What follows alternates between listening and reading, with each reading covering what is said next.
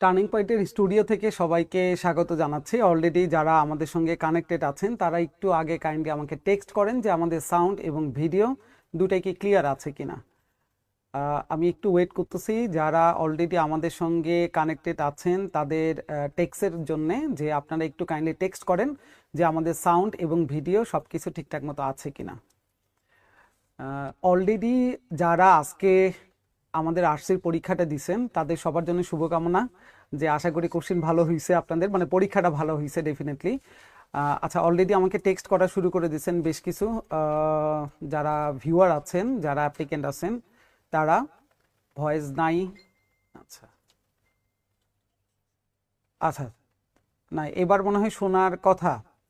সাদ, আচ্ছা আমি at first আগে, যেহেতু অলরেডি আপনারা দেখতে পাচ্ছেন শুধু আমি একা না, আমার ডানে এবং বামে আরও কিছু পরিচিত মুখ দেখা যাচ্ছে, আমি তাদের কাছ থেকে আগে একটু শুনে আসি যে আমাদের কোশ্চেনের প্যাটার্নটা আসলে কেমন হয়েছে। অ্যাজ ইউজুয়ালি আমাদের যে চিন্তা ভাবনাগুলো ছিল বা যে ধারণাটা ছিল যে এবারে পরীক্ষার কোশ্চেন হয়তো বা খুব হার্ড হবে বা খুব লাইট হবে এইরকম, আমরা প্রত্যেকটা সেগমেন্টের একটু আগে কথা শোনার চেষ্টা করি। প্রথমে চলে যাচ্ছে সবুজ স্যারের কাছে। সবুজ স্যার একটু কাইন্ডলি জানাবেন যে আজকে বাংলার কোশ্চেনগুলো কেমন হয়েছে। আসসালামু আলাইকুম। আজকে আমরা জানি যে গত সপ্তাহে কিন্তু আমাদের প্রশ্ন ছিল খুবই সহজ প্রশ্ন ছিল, কিন্তু আজকের প্রশ্নটা কিন্তু আবার একটুখানি হার্ড হয়েছে মানে কি, কিছু কিছু প্রশ্ন দেখে মনে হচ্ছে যে হ্যাঁ ইজি জিনিস, জানা জিনিস, শোনা জিনিস, কোনো না কোনো সময় শুনেছি পড়েছি, কিন্তু আসলে ব্যাপারটা হচ্ছে উত্তরে গিয়ে দেখা যাচ্ছে যে ঘাপলা বেঁধে যাচ্ছে। তো আজকের প্রশ্নটা আমার কাছে মনে হচ্ছে ওভারঅল আজকের প্রশ্নটা সহজ বলার কোনো সুযোগ নাই, আবার একেবারে খুব কঠিন তাও না, মোটামুটি ব্যালেন্সড। তবে আরেকটুখানি মনে হয় যে দু তিনটা প্রশ্ন যদি আরেকটু ইজি হতো তাহলে প্রশ্নটা একদম পুরোপুরি ব্যালেন্স হতো বলে আমার মনে হয়। তো যার ফলে আমার কাছে ওভারঅল মনে হয় যে আজকের পরীক্ষায়, বাংলা পরীক্ষা যদি কারোর একটুখানি দুর্বল হয়েও থাকে চিন্তার কোনো কারণ নাই, কারণ ওভারঅল সবারই একটুখানি দুর্বলই হওয়ার কথা, কারণ প্রশ্ন একটু হার্ড হয়েছে আমার কাছে মনে হয়েছে স্যার। আচ্ছা, থ্যাংক ইউ। বরাবরের মতন এবারে মনে হয় মিজান স্যার একটু সেফ জোনে আছে, বোঝা যাচ্ছে। হ্যাঁ, আমরা একটু মিজান স্যারের কাছে যাই, দেখি একটু কোশ্চেনের ব্যাপারে, যে ইংলিশের কোশ্চেনে আসলে আমাদের যে চিন্তা ভাবনাগুলো ছিল যে হ্যাঁ খুব হার্ড হবে বা অ্যাজ ইউজুয়ালি যেরকম হচ্ছিল সেই রকমই কি হওয়ার সম্ভাবনা আছে কিনা বা হবে কিনা, এইরকম এই বিষয়গুলো একটু খানিকটা জেনে নেই। মিজান স্যার। স্যারকে ধন্যবাদ। আসসালামু আলাইকুম। একটা কথা বলবো, যদি আপনারা শুধুমাত্র আমাদের গত 3টা লাইভ ক্লাস করে থাকেন, senior officer, officer general, officer cash, সেই 3টা ক্লাসই যদি শুধুমাত্র করে থাকেন তাহলেই গ্রামাটিক্যাল সবগুলো প্রশ্ন পড়া সম্ভব। আর বাকি থাকে কি ভোকাবুলারি, এই ভোকাবুলারি পুরোটাই আমাদের শিট বেস। শিটের বাইরে যদি কেউ একটা ভোকাবুলারি দেখাইতে পারেন, তার সে যদি আমাদের ভর্তিকৃত স্টুডেন্ট হন তাকে টাকা ফেরত দিয়ে দেবো, আর যদি না ভর্তিকৃত স্টুডেন্ট না হন তাহলে চেষ্টা করব যে লাঞ্চ টাঞ্চ করানোর চেষ্টা করবো। সো আমি একটু কথা বলতে চাই, বিষয়টা হচ্ছে আমাদের শিটের বাইরে পড়ার কোনো প্রয়োজন নেই, বিশেষ করে আমি ইংলিশের ব্যাপারে বলবো। আর আমাদের যে ক্লাস, এর একটা টপিকও ছিল না যে টপিকটা নিয়ে আমরা ক্লাসে আলোচনা করিনি। বাই দ্য ওয়ে, আমি রেফারেন্স দিয়ে কথা বলবো আমাদের মূল সেশনে, ততক্ষণ পর্যন্ত একটু সময় নিব, আমরা বাকিদের সাথে একটু কথা বলবো ইনশাল্লাহ। ওকে, ঠিক আছে, থ্যাংক ইউ। আচ্ছা ম্যাডাম, একটু বলেন যে আমাদের ইংলিশের কোশ্চেনের এবারে প্যাটার্নটা কেমন হয়েছে। ইংলিশের কোশ্চেন যেটা ছিল, যেগুলো গ্রামার বেসড আসছে, ওটা তো আপনার মানে প্রিভিয়াস 2-3টা কোশ্চেনের মোটামুটি একই টাইপেরই আসছে। আর যেগুলো ভোকাবুলারি বেসড, এটা তো মুখস্থ করার টপিকস। তবে আমার সব ম্যাক্সিমামই আমাদের শিটের থেকে আসছে। আপনারা একটু আমাদের শিটগুলো ফলো করবেন, দেখবেন যে সবকিছু শিটের থেকে মানে বের হয়ে যাবে। আপনারা অযথা অনেকগুলো বই ফলো না করে এক জায়গায় থেকে একটা শিটের থেকেই মানে পড়বেন, তাহলে দেখবেন যে আর মানে ছোটাছুটি হ্যারাসমেন্ট লাগবে না আর কি। আচ্ছা ভাই। আচ্ছা, থ্যাংক ইউ। আচ্ছা, বরাবরের মতন বাপি ভাইয়ের কাছে কিছু ফোন অলরেডি চলে আসছে, ঠিক আছে। এই ফোনগুলো থেকে তাদের কমেন্টস বা তাদের হচ্ছে পরীক্ষা দেওয়ার পরে তাদের পরীক্ষাটা কেমন হয়েছে, তারা কি ফিল করতেছে, এই ব্যাপারে বাপি ভাইয়ের কাছে বেশ কিছু তথ্য আছে। আমরা একটু তথ্যগুলো জেনে নেই, বাপি ভাই। আচ্ছা, অসংখ্য ধন্যবাদ যারা যুক্ত হয়ে গেছেন আমাদের সাথে। প্রথমে একটা রিকোয়েস্ট করবো আপনাদের, সেটা হচ্ছে যারা আমাদেরকে ভালোবাসেন, যারা টার্নিং পয়েন্ট ফ্যামিলির সাথে আছেন, একটু শেয়ার করে দিবেন লাইভটা। শেয়ার করে দিলে আরও অনেকেই দেখতে পারবে, ঠিক আছে। এটা বরাবরই আপনারা করেন, এরপরে আমরা জাস্ট একটু মনে করাই দিই। এরপর দেখেন, মিজান স্যার ম্যাডাম বললেন যে ইংলিশে সব কমন, যখন রেফারেন্স সহ দেখাবেন তখন আমি একমত পোষণ করব। আমি কিন্তু এখন একমত পোষণ করি নাই, ঠিক আছে। যখন রেফারেন্স সহ দেখাবেন স্যার, একদম সব কিছু, যেমন গত পরীক্ষায় একদম চমৎকারভাবে সবুজ স্যার, শুভ্র স্যার, মিজান স্যার, ম্যাডাম, এরপরে হচ্ছে তারেক স্যার ছিলেন, একদম সুন্দর করে লিখে দিয়েছেন যে এই কোশ্চেনটা এত নম্বর থেকে আসছে, শিটের এত নম্বর পেজ থেকে আসছে। এগুলো কিন্তু রেফারেন্স। হ্যাঁ, স্যার যখন রেফারেন্স দিবে তখন ভাল লাগবে। আমরা কখনোই বলি না যে শিট থেকে কমন পড়ছে, কিন্তু আপনারাই বুঝবেন যে যেহেতু রেফারেন্স দিয়ে কথা বলবে, আমাদের যারা শিট পড়ছেন তারা বুঝতে পারবেন। যেমন আজকের পরীক্ষাটা স্যার সবুজ স্যার বললেন, কোশ্চেন কিন্তু আসলে এত ইজি হয় নাই। কোশ্চেন কিন্তু সব মিলে যদি দেখেন এবার সুন্দর একটা কোশ্চেন হয়েছে। এটার কাট মার্কসও কত হবে, আমরা কাট মার্কস নিয়ে কথা না বলি, আপনারাই বুঝবেন। আমরা যখন অ্যান্সারটা মিলাবো, আপনাদের এখন কাজ হচ্ছে ঝটপট অ্যান্সারটা মিলানো। এইটার ব্যাখ্যা সহকারে যে ক্লাসগুলো আপনারা চাবেন, এটা আমরা কালকে দিব। কালকে যেমন শুভ্র স্যার একটা ম্যাথের উপর ক্লাস নেবেন ব্যাখ্যা সহকারে 3টায়, এইটা আপনারা করবেন। কিন্তু আজকে আমাদের কাজ কি, আজকে আমরা ঝটপট অ্যান্সারটা মিলিয়ে নিব যে আমাদের কয়টা হয়েছে, ঠিক আছে? এরপর আমরা কাট মার্কস নিয়ে লাস্টে যে আলোচনা করব। সবাই আমাদের সাথে থাকেন এবং ঝটপট মিলিয়ে ফেলেন আমাদের সাথে অ্যান্সারগুলো। Sir okay, thank you. আচ্ছা, তাহলে এবারে আর টাইম কিল না করে আমরা প্রথমে চলে যাচ্ছি মিজান স্যারের কাছে। আমাদের ইংলিশে যে কোশ্চেনগুলো আসছে সেই কোশ্চেনগুলোর অ্যান্সার কোনটা হচ্ছে, কেন হচ্ছে, আমরা একটু অ্যান্সারগুলো চেক করার চেষ্টা করব। তবে আবারও একটা জিনিস মনে করাই দিই, সেটা হচ্ছে আজকের আমাদের এই সেশনটার আসলে টার্গেটটা কি। আমাদের সেশনের টার্গেট যে কোশ্চেনের ব্যাখ্যা আসলে না। আপনারা পরীক্ষা দিচ্ছেন, আপনারা জানেন যে কোনটার কি অ্যান্সার আপনারা দিচ্ছেন, জাস্ট এখন শুধু ম্যাচ করানো যে হ্যাঁ এই কোশ্চেনের উত্তরটা আমার হয়েছে কি হয় নাই, এই জায়গাটা হচ্ছে কাইন্ডলি একটু ম্যাচ করাবেন। তাহলে মূল সেশনের দিকে একটু চলে যায়। প্রথম সেশনটাই শুরু করতেছে মিজান স্যার এবং ম্যাডাম, ঠিক আছে? ওকে মিজান স্যার। সবাইকে স্বাগত জানাচ্ছি এবং সুমন স্যারকে স্মরণ করে আমরা ক্লাস শুরু করতেছি। আর সুমন স্যার যদি ক্লাসে থাকে তাহলে ক্লাসগুলো আরো প্রাণবন্ত হয়ে উঠতো। সো আমরা চেষ্টা করব সুমন স্যারকে মনে রেখে রেখে ক্লাসগুলোতে প্রশ্ন সলভ দেওয়ার। সো আমরা দেখতেছি অনেকেই কমেন্ট করেছেন যে স্যারের ক্লাস থেকে বা আমাদের ক্লাস থেকে, ম্যাডাম আমি সহ স্যারদের ক্লাস যেগুলো হয়েছে ইংলিশ, সেগুলো থেকে কমন এসেছে, বিষয়গুলো ভালো লাগছে। আমি এখন রেফারেন্স দিব, একসাথে সলভগুলো দিয়ে দিব ইনশাল্লাহ। আমরা শুরু করব একদম 26 নাম্বার থেকে। 26 থেকে 20 সেটে 26 থেকে ইংলিশ শুরু হয়েছে। সো আমরা এখান থেকে শুরু করবো ইনশাল্লাহ। সো কথা না বাড়িয়ে 26 নাম্বার প্রশ্ন চলে যাচ্ছি। ডেফিনেটলি। ও একটা বিষয় তো খুবই গুরুত্বপূর্ণ যে শেয়ারিং মিনস কেয়ারিং, এই কথাটা আমাদের নেসার স্যার বলতেন। সো আপনি যদি শেয়ারিং করেন তাহলে আমাদের কেয়ারিংটা আরেকটু বেড়ে যাবে। সো আমি আশা করব যে ডেফিনেটলি আপনারা একটু শেয়ার করবেন। এবং আমি যেমন বলতেছিলাম একটু আগে, স্যার যখন জিজ্ঞাসা করেছিলেন তখন বলতেছিলাম যে আমাদের হচ্ছে বিগত 3টা ক্লাস যে সিনিয়র অফিসার আমরা সলভ দিয়েছিলাম, অফিসার জেনারেল, অফিসার ক্যাশ যেটা ছিল, এই 3টা কিন্তু সলভ দিয়েছিলাম। আপনি শুধুমাত্র ওই 3টা ক্লাসে যে গ্রামারগুলো আমরা সলভ করেছি সেগুলো যদি সলভ করতেন তাহলে আজকের গ্রামারগুলো সব পারতেন। ইভেন আপনারা অনেকে বলবেন যে স্যার সিটিআই করছেন, প্রশ্ন অন্য কেউ নিয়েছে। প্রশ্ন যে পরীক্ষা যেই নিক না কেন, প্রশ্ন কি কখনো আমাদের শীটের বাইরে এসেছে? একটা প্রশ্ন দেখাবেন যে আমাদের শীট বা আমাদের লেকচারের বাইরে এসেছে, তাহলে আমরা মেনে নিব না স্যার এটা আসে না এই শীট থেকে, ঠিক আছে? সো আমরা আর কথা না বাড়িয়ে চলে যাচ্ছি আমাদের মূল ক্লাসে। আমরা প্রথম যে প্রশ্নটা দেখেন, এই 26 নাম্বার প্রশ্নটা কোথায় আছে? আমাদের লেকচার 2, লেকচার 02। আমরা একদম লেকচার 02 29 নাম্বার কোশ্চেন, 29 নাম্বার কোশ্চেনে দেখবেন ওইখানে ব্যাখ্যা দেওয়া আছে হু, হুম, হুইস। যারা রেগুলার আমাদের ক্লাস করেন তারা কিন্তু জানেন যে হু, হুম, হুইস কত সহজে আসলে শেখা যায়।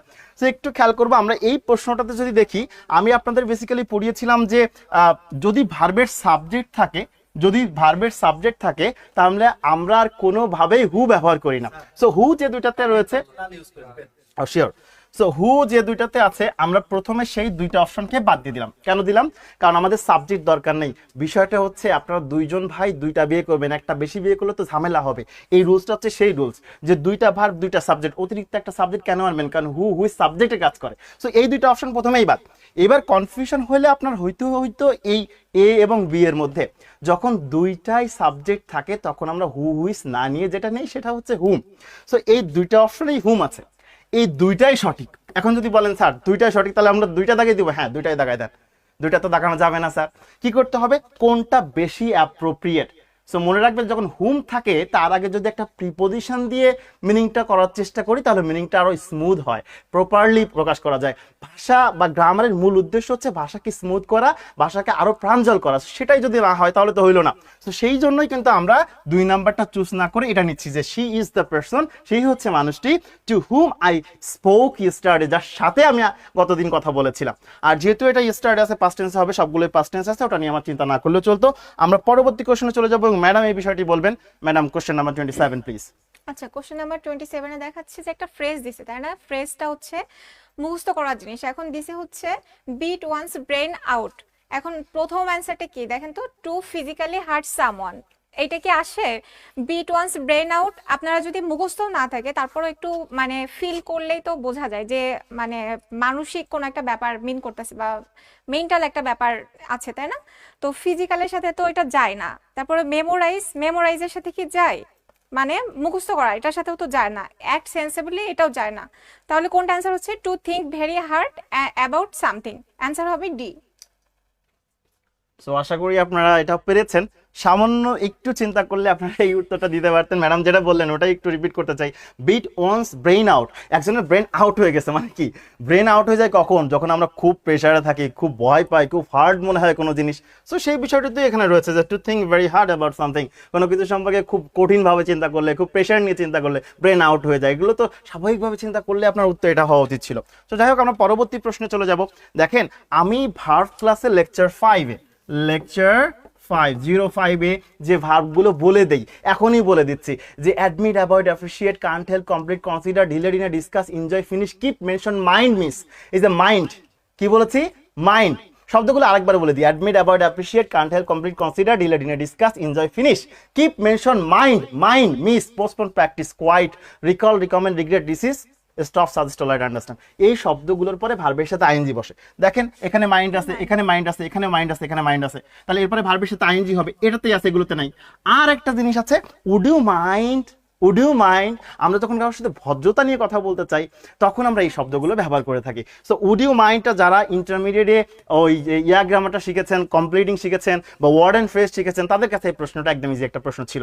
সো আমরা পরবর্তী প্রশ্নে চলে যাবো ম্যাডামের কাছে, প্লিজ ম্যাডাম। আচ্ছা, এটা হচ্ছে একটা ফ্রেজ, ডেইজি ডিউক, তাই না? ডেইজি ডিউক মানে কি? হচ্ছে যে লেডিস শর্টস টাইপের জিনিসকে লেডিস ডেইজি ডিউকস বলে। এখন শর্টস কোনটা ইম্পর্টেন্ট কি হবে? হবে না। সফট, এটাও হবে না। তাহলে শর্টস ডেলিকেট, তাহলে শর্টস কোনটায় আছে? শর্টস আছে বিতে, অ্যান্সার হবে বি। Thank you madam. আমরা পরবর্তী প্রশ্নে চলে যাচ্ছি। তাহলে পরবর্তী প্রশ্ন রয়েছে কোশ্চেন নাম্বার 30। সো আমরা 30 নিয়ে কথা বলবো। এই প্রশ্নে সম্ভবত কিছুটা কনফিউশন তৈরি হয়েছে। সো আমরা দেখা যাক কোনটাকে উত্তর নিতে পারি। দেখেন, এই ধরনের প্রশ্ন সলভ করার ক্ষেত্রে এই অংশটা খেয়াল করেন, এই প্রত্যেকটা অপশন সেম আছে। তাহলে এই জায়গাটা দেখে আপনি একটা সেকেন্ড কেন নষ্ট করবেন? এরপর থেকে দেখেন, এরপরে খেয়াল করেন, এখানে লেখা আছে ক্যাপাবল ফর, এখানে লেখা আছে ক্যাপাবল ফর, এখানে লেখা আছে ক্যাপাবল অফ, এখানে লেখা আছে ক্যাপাবল ফর। তো আমরা কোন প্রিপোজিশন মুখস্থ করেছি? আমাদের শীটে কি লেখা আছে? ক্যাপাবল অফ, মানে যোগ্য, দক্ষ, সক্ষম। তো যোগ্যতা বা দক্ষতা বা সক্ষমতা বোঝাইতে কোনটা ব্যবহার করব? অবশ্যই ক্যাপাবল অফ ব্যবহার করব। তো ডেফিনেটলি উত্তর এটা নিব।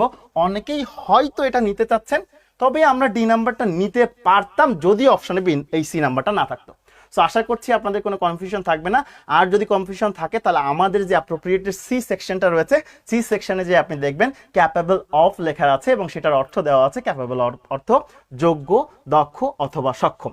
সো আমরা পরবর্তী প্রশ্নে চলে যাব। Madam please. আচ্ছা, এটা একটা স্পেলিং আসছে। স্পেলিং আমরা হচ্ছে এখানে দেখেন তো, ম্যানুভার বানান কোনটা সঠিক? MANUEVER, এটা MANOEUVRE, ম্যানুভার মানে রণকৌশলী। হ্যাঁ, মানে কৌশলে কোনো যুদ্ধ বা কোনো কিছু ফেস করা। তাহলে অ্যান্সার হবে এটা স্পেলিংটা মূলত আপনি মুখস্থ করার জিনিস, মুখস্থ করবেন। মানে অন্যগুলো দেখতে গেলে কনফিউজড হয়ে যাবেন। মুখস্থটাই আপনি ওয়ার্ডের সাথে মিলায় দেখবেন, যেটা আসবে ওটাই অ্যান্সার। স্পেলিং মানে রণকৌশল। অ্যাবসলিউটলি। আমার মনে হয় ম্যাডাম, যদি কেউ বিগত বছরের যে স্পেলিং গুলো বিভিন্ন পরীক্ষা এসেছে এইগুলোই শুধু যদি মুখস্থ করে তাহলে মানে কমন চলে আসে। সো এই কাজটা করবেন, এই কাজটা আমরা ক্লাসে বলে থাকি, এটাও এক ধরনের সাজেশন। সো আমরা পরবর্তী প্রশ্নে চলে যাব। প্রশ্ন নাম্বার হচ্ছে 32। এখানে একটা প্রশ্নটা উত্তরটা রুলসটা এমন, এ নাম্বার অফ আরেকটা হচ্ছে the number of. So a number of আর একটা দি নাম্বার অফ, এই দুইটা শব্দের পরে যে নাউনটা বসে, নাউনটা অলওয়েজ প্লুরাল হয়। বিষয়টা খেয়াল করব, a number of, the number of, দুইটার উপরে নাউনটা প্লুরাল হয়। এ নাম্বার অফের পরে নাউনও প্লুরাল, আবার আমাদের যে ভার্বটা বসে এই ভার্বও কিন্তু প্লুরাল। তবে দি নাম্বার অফের পরে নাউন প্লুরাল থাকা সত্ত্বেও ভার্বটা, অ্যাবসলিউটলি ম্যাডাম নিশ্চয়ই আমার সাথে একমত হবেন, ভার্বটা সিঙ্গুলার। সো আমরা সেই হিসাবে যদি খেয়াল করি, দি নাম্বার অফ আছে, এরপরে আনএমপ্লয়েড মেন রয়েছে, so this is plural. So আমরা পেয়ে গেছি প্লুরাল, কিন্তু আমার ভার্বটা দিতে হবে সিঙ্গুলার। এইখানে ভার্বটা প্লুরাল, এটা ভার্বটা প্লুরাল, আবার এটাও plural. Subject third person singular number হলে ভার্বের সাথে এস বাই এস যুক্ত করলে সিঙ্গুলার হয়, না করলে প্লুরাল হয়, তাহলে এটাও প্লুরাল। এটা বাদ। আমি যদি পরীক্ষা দিয়ে দিতাম তাহলে কি দেখতাম? এটা প্লুরাল, এটা প্লুরাল, এটা প্লুরাল, একটাই সিঙ্গুলার আছে, এটাই উত্তর।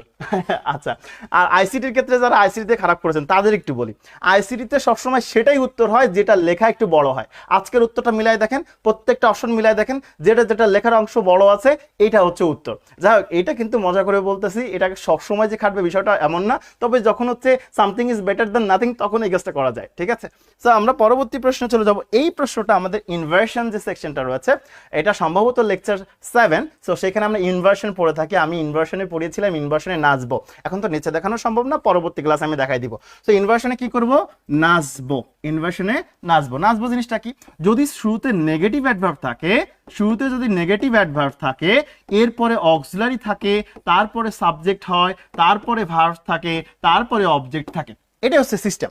আর ছোটবেলা থেকে তো আপনি মুখস্থ করে আসতেছেন, no sooner had we reach the station than the train left. So এখানে hardly had we reach the station when the train left, এটাও হতে পারতো। সো যাই হোক, এখানে লেখা আছে হার্ডলি হ্যাড, শুরুতে যেহেতু আমার নেগেটিভ অ্যাডভার্ব আছে, অক্সিলারিটা সাবজেক্টের আগে আসবে, এটাতে নাই, এটাতেও নয়, এই দুটা বাদ। তাহলে তো স্যার আমরা এ উত্তর নিতে পারি, বি উত্তর নিতে পারি, দুটাইতেই তো অক্সিলারি আগে আছে, কেন নিচ্ছি না? আমরা আপনাদেরকে শিখিয়েছিলাম সিকোয়েন্স অফ টেন্স, টেন্সের যে ক্লাসটা করিয়েছিলাম লেকচার, সেটাতে বলেছিলাম যদি প্রথম সেন্টেন্সটি পাস্ট টেন্সে থাকে তাহলেই পরবর্তী সেন্টেন্সটি অবশ্যই পাস্ট টেন্স হতে পারবে। তাহলে আমরা যদি এটা প্রেজেন্ট টেন্স নিই তাহলে তো রুলসটা ঠিক থাকবে না, সিকোয়েন্স অফ টেন্সের যে রুলসটা আছে সেটা ভায়োলেট করে ফেলবে। দ্যাটস ওয়াই আমরা এটা নিব। আর যারা মুখস্থ করতে চান তাদেরকে আমি বলেছিলাম যে এইখানে রুলসটা ফলো করে হচ্ছে ধানমন্ডি 32, কি বলেছিলাম, ধানমন্ডি 32। স্যার জিকে চলে আসলো নাকি এর মধ্যে? সো না, খেয়াল করেন, আমি বলেছিলাম নো সুনার, বলেছিলাম no sooner, sorry no sooner had, চলে আসলো নাকি এর মধ্যে? So না, এরপরে বলেছিলাম hardly, hardly had dash when, এরপরে বলেছিলাম স্কার্সলি, স্কার্সলি হ্যাড ড্যাশ, এখানে বলেছিলাম হচ্ছে হোয়েন ড্যাশ। বলেছিলাম এখানে ধানমন্ডি 32 বলতে বোঝাইছিলাম আগে 3 ভার্ব 3 পরে ভার্ব 2, এভাবে পড়াইছিলাম। এরপরেও যদি এই ধরনের প্রশ্ন আপনি ভুলে যান তাহলে আমার আর আসলে কিছু করার থাকবে না। সো একটু খেয়াল করবেন, এই ধরনের প্রশ্নে উত্তর সবসময় এ হবে, কখনোই বি হবে না, এটা ডেফিনেটলি আপনি বুঝতে পেরেছেন। আমরা পরবর্তী প্রশ্নে চলে যাব। ম্যাডাম কাইন্ডলি প্রশ্নটি দেখবেন। আচ্ছা, আমাদের এটা কোশ্চেন কি আছে, বিউটিফুল, তাই না? বিউটিফুল এর নাউন কি হবে? এটা আমরা তো খুব ভালো করে জানি, বিউটিফুল, বিউটিফুল হচ্ছে একটা অ্যাডজেক্টিভ, তাই না? এটা নাউন হচ্ছে বিউটি। আমরা যখন হচ্ছে কোনো পার্টস অফ স্পিচ আমি সিলেক্ট করব তখন কি করব, তখন হচ্ছে এই ওয়ার্ডটার মানে বোঝার চেষ্টা করব যে এইটা যদি কোনো কিছুর নাম বা একটা বোঝায়, অস্তিত্ব ফিল করায়, তখন সেটা নাউন হয়ে যাবে। আর কোনো কিছু গুণ বোঝালে তখন সেটা অ্যাডজেক্টিভ হয়ে যাবে। তো এটা এখানে হচ্ছে বিউটিফাই মানে কি, আরেকটু সুন্দর করা, বিউটিফাইং আরো বেশি ভালো করা, তাই না? আর বিউটিফুললি এটাও তো হয় না, এটা অ্যাডভার্ব, বিউটি হচ্ছে নাউন। তাহলে আমরা সঠিক অ্যান্সার হবে নাউন। ওকে, সো ম্যাডাম যেটা বলেছেন ওটাই উত্তর। আমি শুধু আপনাদের দেখাতে চাই যে যেহেতু আপনিদা বলে গেছেন যে রেফারেন্স না দিলে বিশ্বাস করবেন না, সো সেটাই আমি করতেছি। ম্যাডাম যেটা বলেছেন অ্যাবসলিউটলি রাইট, ওটাই উত্তর। খেয়াল করবেন, আমি আপনাদের পড়িয়েছিলাম সাফিক্স দেখে নাউন চেনার উপায়। আমাকে সাথে সাথে বলে দিবেন যে স্যার আপনি এটা পড়াননি, প্রয়োজনে দিয়ে একটা গালিগালাজও করে ফেলতে পারেন যে স্যার আপনি এসব পড়াননি, ভুলভাল কথাবার্তা বললেন না স্যার, ঠিক আছে? একদম ডিরেক্টলি বলে দিবেন।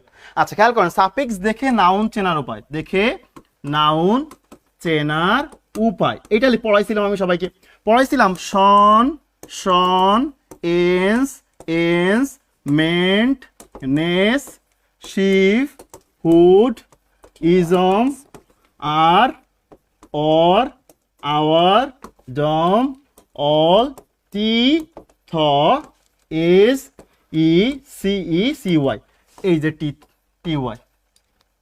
বিউটির 4টা নাউন ফর্ম আছে, বিউটি, বিউটিফায়ার, বিউটিশিয়ান, বিউটিফিকেশন।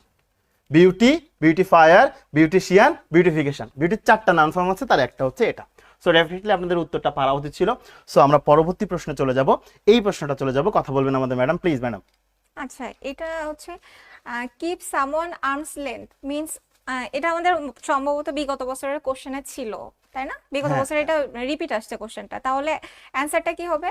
মানে কাউকে একটু দূরে রাখা, নিজের ক্লোজ রিলেশনশিপের থেকে একটু দূরে রাখা, তাই না? তাহলে সঠিক অ্যান্সার হবে। আচ্ছা, ম্যাডামকে আমি একটু দেখাই। ম্যাডাম আমার থেকে আর্মস লেন্থ আমার থেকে অনেক দূরে আছে। সো এই যে দূরে থাকা মানে আমরা ডিস্টেন্স মেনটেন করতেছি। আমরা এই যে ডিস্টেন্স মেনটেন করতেছি মানে কি, এই যে ডিস্টেন্স মেনটেন করা, অ্যাভয়েড করা। সো এই রিলেশনশিপ, ক্লোজ রিলেশনশিপকে অ্যাভয়েড করতেছি, এইভাবে মনে রাখবেন। ঠিক আছে, মনে রাখার সিস্টেম হচ্ছে এটা, যে সব সময় ওইভাবে স্মুথলি মুখস্থ করলে মুখস্থ থাকবে না। সো অনেক বাস্তবিক ভাবে আমাদের মনে রাখা উচিত। সো ম্যাডাম ঠিক আছে। Kindly please. আচ্ছা, এর জন্য সঠিক অ্যান্সার হবে এটা, কারণ হচ্ছে হাগ সামওয়ান ওয়ার্মলি, এটাও তো হচ্ছে না তাই না। তারপরে ফিজিক্যালি পুশ সামওয়ান অ্যাওয়ে, কাউকে মানে ফিজিক্যালি সরিয়ে দাও, এটাও তো হয় না। সঠিক অ্যান্সার হবে maintain distance or avoid close relationship. Answer হবে ডি। ডেফিনেটলি এখন আমরা পরের কোশ্চেনে চলে যাই। ওকে, থ্যাংক ইউ ম্যাডাম। সো একটু খেয়াল করবেন, আপনাদের 4টা শব্দ লিখে দিয়েছিলাম, as well as, along with, together with এবং অ্যাকম্পানিড বাই। না লিখে দিলে বলবেন স্যার এসব পড়াননি। অ্যাকম্পানিড বাই আমি বলছিলাম এর আগে দেখতে হয়, প্রথম কথা বলেছিলাম এর আগে দেখতে হয়। সো আমি বলেছিলাম এই ধরনের জিনিসগুলোকে আমরা অ্যাপোজিশন বলি, এগুলোকে আমরা কখনো দেখি না, এগুলোকে না দেখাই শ্রেয়, মানে দেখবই না। এরপরে বলেছিলাম প্রিপোজিশন দিয়ে শুরু এবং নাউন দিয়ে শেষ, এই অংশটাকে আপনাদেরকে বলেছিলাম কোয়ালিফাইং ফ্রেজ। যারা আমার শিক্ষার্থী একটু প্লিজ লিখে যাবেন যে আমি এটা বলেছিলাম কিনা। বলেছিলাম কোয়ালিফাইং ফ্রেজ ভার্বের উপর কোনো প্রভাব ফেলে না। তাহলে যেহেতু সে ভার্বের উপর কোনো প্রভাব ফেলে না, তাহলে আমার সাবজেক্টটা কি হলো? ইস মানে প্রত্যেকে মানে একজন মানে সেটা সিঙ্গুলার, একজন মানে কি সিঙ্গুলার। তাহলে সাবজেক্ট যেহেতু সিঙ্গুলার পেয়ে গেছে, আমার ভার্বটাও হবে সিঙ্গুলার। বরাবরের মতো আমরা যদি অপশনগুলো দেখি, আমরা সব অপশনে এটা প্লুরাল, এটা প্লুরাল, তাহলে এটাই হবে singular. So sure, always fire. Okay, পরেরটা চলে যাবো আমরা। পরেরটাই ম্যাডাম প্লিজ, আমরা মনে হয় পরেরটা চলে আসি, এই প্রশ্নটা দেখবেন প্লিজ। আচ্ছা, এখানে আছে a short saying that expresses a general truth is simile হয়, সিমিলি তো হয় না তাই না, একটার সাথে কম্পেয়ার করা। ইডিওম, মেটাফোর মিনসও মানে কোনো একটার সাথে কম্পেয়ার করা, Definitely. তাহলে কি এই দুইটাই বাদ হয়ে যাচ্ছে তাই না। আর প্রভার্ব আর ইডিওম নিয়ে থাকতেছে তাই না। তো আপনার যখন হচ্ছে একটা ছোট করে থাকবে তখন সেটা হবে প্রভার্ব, আর যখন সেই কথাটা বড় হয়ে যাবে ওইটা হয়ে যাবে ইডিয়মস। তাহলে সঠিক অ্যান্সার হবে প্রভার্ব। ম্যাডাম পরেরটা। হ্যাঁ, এখন হচ্ছে আমরা পরেরটা দেখি। He tried to explain it but I could not make dash of it, তাই না। তাহলে হচ্ছে মিনিংফুল মানে অর্থবহ। হেড অর টেল মানে কি আগাগোড়া, হ্যাঁ। আর কাটস অ্যান্ড কর্নার্স মানে কি, মানে আপ্রাণ চেষ্টা করা, বা হচ্ছে আপনার ইজি ওয়ে, ফাস্টেস্ট ওয়েতে কোনো কাজ করা। এখন হি ট্রাই কুড নট মেক মানে কি, একজনকে বোঝানো, হ্যাঁ। তাহলে সঠিক অ্যান্সার কি হবে বলেন তো? হেড অর টেল মানে আগাগোড়া। সে ট্রাই টু এক্সপ্লেন ইট, সে চেষ্টা করেছে এটা আমাদেরকে ব্যাখ্যা করতে, but could not make head or tail of it, কিন্তু আমাদেরকে বোঝাতে পারেনি। তাহলে সঠিক অ্যান্সার হবে হেড অর টেল। ঠিক আছে, অ্যাবসলিউটলি। সো আশা করছি এই ধরনের ব্যাখ্যা পাওয়ার পরে আপনার কোনো ব্যাখ্যা পাওয়ার প্রয়োজন হবে না।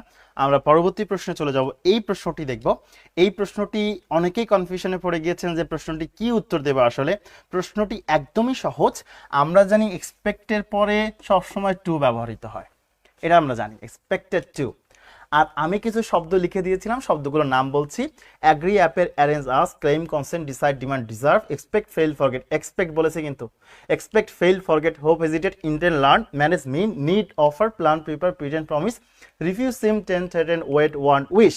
বলেছিলাম এই শব্দগুলোর পরে টু প্লাস ভার্ব ওয়ান বসে। সো এক্সপেক্ট শব্দটা যেহেতু পেয়েছেন, তাহলে এরপরে টু প্লাস ভার্ব ওয়ান বসাই দেন। তাহলে টু প্লাস ভার্ব ওয়ান নাই, টু প্লাস ভার্ব ওয়ান নাই, টু প্লাস ভার্ব ওয়ান নাই, এটাতে আছে। যারা এই ক্লাসটি করেছিলেন আমাকে একটু বলবেন যে এই ভার্বগুলোতে আমি লিখে দিয়েছিলাম কিনা। লেকচার 5-এ agree, appear, arrange, ask, claim, consent, decide, demand, deserve, expect, fail, forget, hope, hesitate, intend, learn, manage, mean, need, offer, plan, prepare, pretend, promise, review, seem, tend, threaten, wait, want, wish. শব্দগুলো পরে video pause করে করে লিখে নেবেন, কাজে দেবেন ইনশাল্লাহ। So আশা করছি এই বিষয়টি বুঝতে পারছেন। এটা আরেকভাবে চিন্তা করা যেতে পারতো যে একটা সেন্টেন্সে একটাই ফাইনাইট ভার্ব থাকে, আর যদি কোনো ভার্ব আসে তাহলে সেটা নন ফাইনাইট ভার্ব হয়। নন ফাইনাইট ভার্ব হিসেবে টু প্লাস ভি অন অথবা ভার্ব প্লাস আইএনজি ব্যবহৃত হয়। উদ্দেশ্য বোঝাতে আমরা এটা ব্যবহার করি, তাই এটা উত্তর হবে। সো এইভাবেও আপনি চিন্তা করতে পারতেন, কোনো সমস্যা নেই। আমরা পরবর্তী প্রশ্নে চলে যাব, কোশ্চেন নাম্বার 40-তে যাব। এই প্রশ্নটা একটু দেখবো। ম্যাডাম প্লিজ কথা বলেন। আচ্ছা, আফটার সেভারাল ডিলেস, তাই না, কিছু সময় পরে, the company finally manage to dash the merger last week. Company finally manage করছে মার্জার, সব কিছুকে একত্রিত করতে, তাই না। ব্রিং অ্যাবাউট মানে কি? ব্রিং অ্যাবাউট মানে ঘটা, একত্রীকরণ। ব্রিং আপ মানে লালন পালন করা। ব্রিং ওভার মানে পরিবর্তন, চেঞ্জ। ব্রিং ইন মানে আপনার কোনো কিছু তৈরি করা নতুন করে। তাহলে কি সঠিক অ্যান্সার কি আসছে? সঠিক অ্যান্সার আসছে ব্রিং অ্যাবাউট, তার মানে একত্র করে ঘটালো, তাই না। তাহলে সঠিক অ্যান্সার হবে এইটা। ব্রিং অ্যাবাউট মানে কোনো কিছু একত্র করে ঘটানো। মার্জার মানে কি? মার্জার মানে একত্র করা, আর একত্রে ঘটাতে হলে সেটা ব্রিং অ্যাবাউট হইতে হবে। হ্যাঁ, তাহলে আমরা পরের কোশ্চেনে চলে যাই। পরের কোশ্চেনটা কি আসছে? হোয়াট ইজ অ্যান্টোনিম অফ ভিসিচিউড, তাই না? ভিসিচিউড মানে কি বলেন তো? ভিসিচিউড মানে অস্থির। এই জিনিসগুলো আসলে মুখস্থর বাইরে কিছু নাই, সিনোনিম অ্যান্টোনিম এগুলো সবসময় মুখস্থ করতে হয়। এখন ভিসিচিউড দেখেন তো, এর অ্যান্টোনিম অপোজিটটা কি হবে? অস্থিরের জায়গায় চেঞ্জ, পরিবর্তন। পরিবর্তন অস্থির কাছাকাছি আসে, এটা তো সিনোনিম হয়ে যাচ্ছে, তাই না? ফ্লাকচুয়েশন, এটাও কাছাকাছি চলে আসে। হার্ডশিপ মানে খুব কঠিন, তাহলে কি অস্থিরের অপোজিট হবে স্টেবিলিটি, স্থির। তাহলে ভিসিচিউডের সঠিক অ্যান্সার কি হচ্ছে? স্টেবিলিটি। আমরা এখন পরের কোশ্চেনে চলে যাই। হ্যাঁ, ওকে, পরবর্তী কোশ্চেনে চলে যাব আমরা।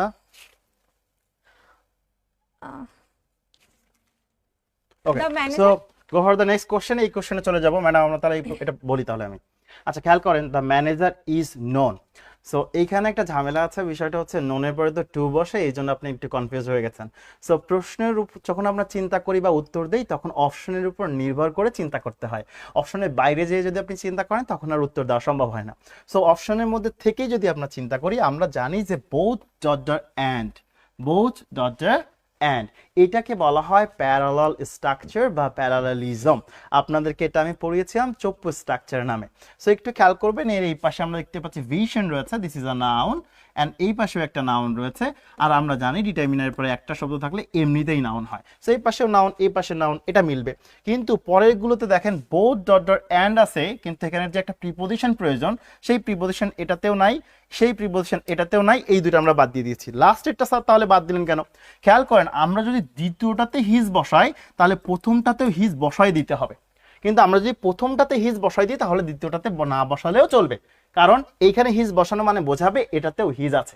তবে যদি দ্বিতীয়টাতে দেন কিন্তু প্রথমটাতে না দেন, তাহলে আবার হবে না। দ্যাটস ওয়াই যদি দ্বিতীয়টাতে লিখতেই হয়, তাহলে প্রথমটাও লিখতে হবে।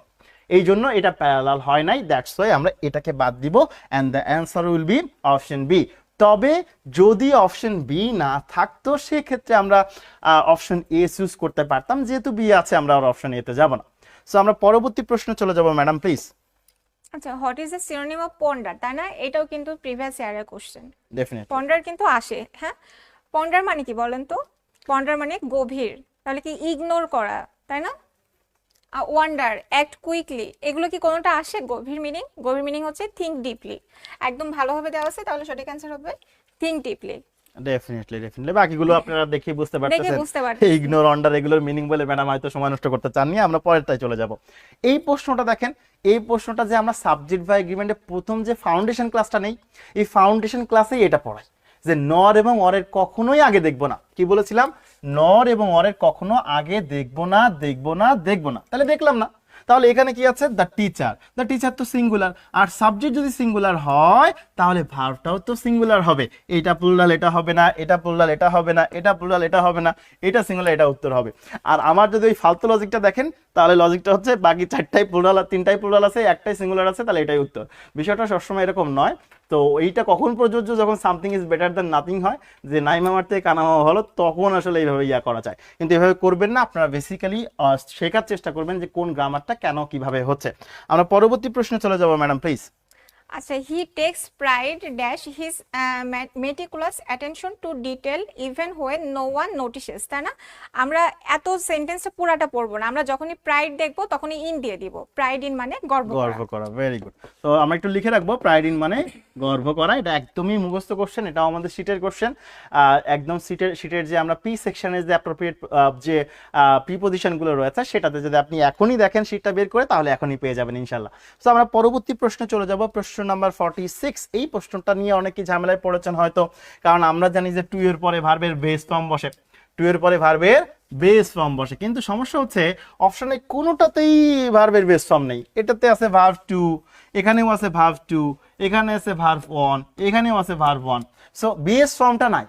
তো বেস ফর্ম যেহেতু নাই, একটা জিনিস খেয়াল করবেন, এখানে কিন্তু লাস্ট অ্যাডমিনিস্ট্রেশন দেওয়া আছে, তার মানে পাস্ট এর কথা বোঝাচ্ছে। লাস্ট অ্যাডমিনিস্ট্রেশন কি করেছিল সেটার কথা বলতেছে, তার মানে অতীতের কথা বোঝাচ্ছে। তো অতীতের কথা যেহেতু বোঝাচ্ছে, তাহলে কোনোভাবেই এই দুইটা উত্তর হবে না, কারণ এই দুইটাই প্রেজেন্টে আছে। তাহলে আমাকে চিন্তা করতে হবে এই দুইটার মধ্যে। এবার খেয়াল করেন, ড্রাফট মানে করা মানে কি? কোন একটা জিনিসের ড্রাফট করা মানে হচ্ছে খসড়া তৈরি করা, রাইট? এবার চিন্তা করেন তো, খসড়া কি কখনো নিজে নিজে তৈরি হয়? হয় না।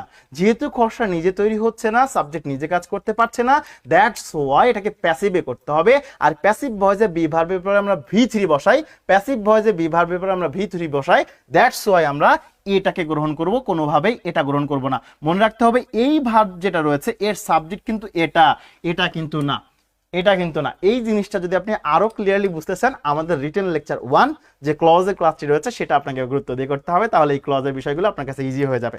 আমরা পরবর্তী প্রশ্নে চলে যাব, প্রশ্ন নাম্বার 47। এই প্রশ্নটা একটু খেয়াল করবেন। আমরা প্রথমে অপশন থেকে ডি এবং অপশন বি বাদ দিয়ে দিব। কথা হচ্ছে স্যার কেন বাদ দিয়ে দিলেন? সাপোজ বলে শব্দ নেই, শব্দটা আছে সাপোজড, সাপোজ বলে কোনো শব্দ নেই। এই ক্ষেত্রে যে এই যে আমরা যেগুলো এই যে were suppose to, be suppose to বলি না, এগুলো হচ্ছে মডেল। সো মডেলের ক্ষেত্রে আমরা সাপোজ কখনোই ব্যবহার করি না, যেমন ইউজ টু হয়, কখনো ইউজ টু হয় না। এই যে সবসময় ইউজড টু হয়, কখনো ইউজ টু হয় না, এটা একটা ভুল। ওই রকম সাপোজড হয়, সাপোজ হয় না। সো এই দুটো অপশন কিন্তু আমাদের বাদ। এবার একটু খেয়াল করেন, এই প্রশ্নটা দেখতে পাচ্ছি they dash ready by 10 AM। তাদের কথা ছিল যে তারা 10টার মধ্যে রেডি থাকবে, বাট দে আর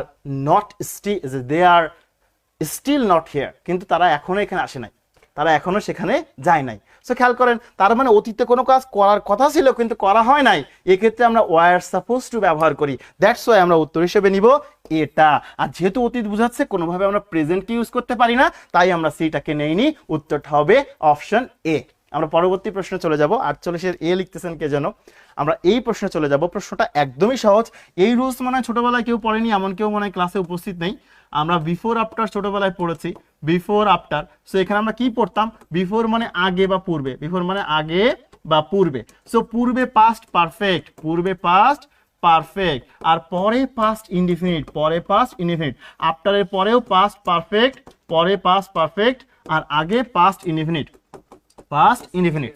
সো একটু যদি আমরা খেয়াল করি যে তাহলে আমাদের উত্তর হিসেবে নিতে হবে এটা, কারণ এইখানে পাস্ট ইনডিফিনিট রয়েছে আর এইখানে দেখেন আফটারের পরে পাস্ট পারফেক্ট রয়েছে। সো গ্রামেটিক্যালি এটাই সঠিক। বাকিগুলো স্যার কেন নিলেন না? এইটা নিতাম যদি প্যাসিভে করতাম, এইটা নিতাম যদি অর্থ সামঞ্জস্যপূর্ণ হইতো, সামঞ্জস্যপূর্ণ নয়, দো দিয়ে করলে সময় বোঝাচ্ছে বিধায় আমরা এখানে আফটার ব্যবহার করব। আর এসিটা একটু ওকে। সো আমরা একটু যদি খেয়াল করি, এটাও কোনোভাবে উত্তর হবে না, কারণ এখানে এটা একটা ফ্রেজকে আমরা কখনো ক্লজ হিসেবে ব্যবহার করতে পারি না, কারণ এর মধ্যে কোনো ফাইনাইট ভার্ব নেই। সো কোনোভাবেই অপশন এ হচ্ছে না, সি হচ্ছে না, ডি হচ্ছে না, তাহলে কোনটা হবে? বি, কারণ বিতে আমরা সরাসরি গ্রামেটিক্যালি কারেক্ট জিনিসটা পেয়ে গেছি যে আফটারের পরে পাস্ট পারফেক্ট, আগে পাস্ট ইনডিফিনিট। সো এই যে দেখেন আফটারের পরে পাস্ট পারফেক্ট আছে আর অপর যে সেন্টেন্স আছে সেটা হচ্ছে পাস্ট ইনডিফিনিট রয়েছে, দ্যাটস ওয়াই আমরা উত্তর হিসেবে নিব 48 অপশন বি। আমরা পরবর্তী প্রশ্নে চলে যাব। এই প্রশ্নটা একদমই সহজ। আমি আপনাদেরকে পড়িয়েছিলাম পজিটিভ ভার্ব নিজে না করে অন্যকে দিয়ে করানো, পড়িয়েছিলাম make, let, have, get, help, make, let, have, get, help. পড়েছিলাম মেক এবং লেটের পরে ব্যক্তিবাচক থাকুক বা বস্তুবাচক অবজেক্ট থাকুক, যে অবজেক্টই থাকুক না কেন ভার্বের বেস ফর্ম বসাইতে হবে। সো দ্যাটস ওয়াই আমরা ভার্বের বেস ফর্মকে খুঁজবো। এই যে আমি পড়িয়েছিলাম মেক, মেকের পরে ব্যক্তি থাকুক বা মেকের পরে বস্তু থাকুক, ভার্বের বেস ফর্ম ব্যবহৃত হয়। এখানে বেস ফর্ম নেই, এখানে বেস ফর্ম নেই, এখানেও নেই, এটাতে আছে, দ্যাটস ওয়াই উত্তর হবে অপশন সি। এটাও পজিটিভ ভার্বের রুলস, আমরা এগুলো পড়েছি। আর পরবর্তী প্রশ্নে চলে যাব, প্রশ্ন নাম্বার 50। প্রশ্নটা একদমই সহজ, এইটাই সিনিয়র অফিসার 2022 যে বেস ছিল, পরীক্ষাটাই হয়েছিল 4 জুলাই না ম্যাডাম?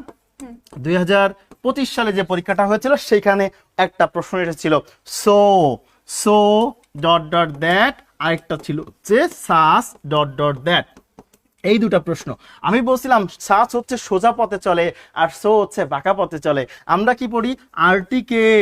আর্টিকেলের পরে অ্যাডজেক্টিভ বসে, তারপরে নাউন বসে, আর্টিকেলের পরে একটা অ্যাডজেক্টিভ বসে, তারপরে নাউন বসে। পড়েছি না আর্টিকেল বা ডিটারমিনারের পরে একটা শব্দ থাকলে নাউন হয়, দুটো থাকলে প্রথমটা অ্যাডজেক্টিভ পরেরটা নাউন হয়। সো এই রুলসটা সোজা পথে চলার কাজটা করে নাম্বার 50। কিন্তু সো সোজা পথে চলে না, এ কি করে?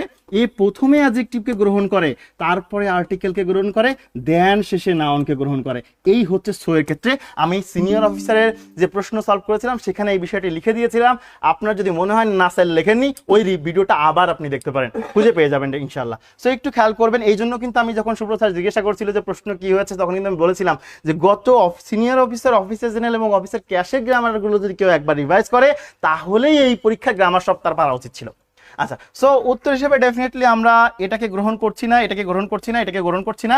কেন করছি না? এখানে দ্যাট আছে, তার মানে এখানে সো অথবা সাস থাকতে হবে। সো এটাতে সো নেই, সাস নেই, এটাতে সো নেই, সাস নেই। এবার এই দুইটার মধ্যে যদি আমরা চিন্তা করি, সো দেখেন বাঁকা পথেই চলেছে, এইখানে অ্যাডজেক্টিভ আছে, তারপরে আর্টিকেল আছে, তারপরে নাউন আছে। So the answer will be option A.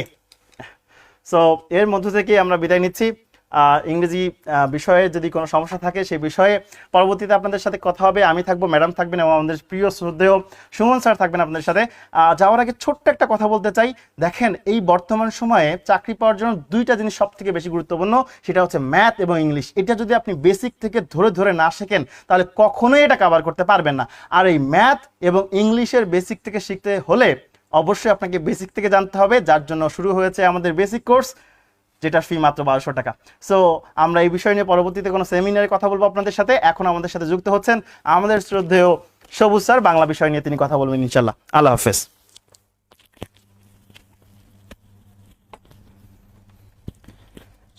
আসসালামু আলাইকুম। আমি আমাদের মিজান স্যারকে ধন্যবাদ জানাই, অসাধারণ একটি সেশন গেল ইংলিশের। আমরা এই পর্যায়ে সলভ করতে চাই বাংলার অংশটুকু।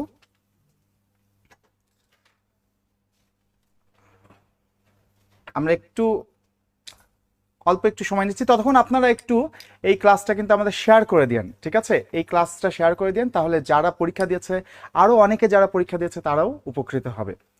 আমরা একটু বাংলার সলভে যাব। আপনারা সবাই জানেন যে আজকের বাংলার প্রশ্নটা একটুখানি আমাদেরকে হতাশ করেছে, কারণ একটু টাফ কোশ্চেন হয়ে গেছে।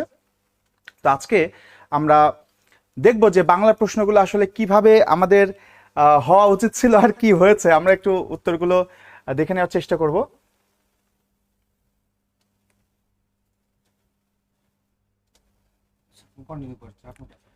তো আমরা আজকের অনেকগুলো কিন্তু সাহিত্যের কোশ্চেন আছে।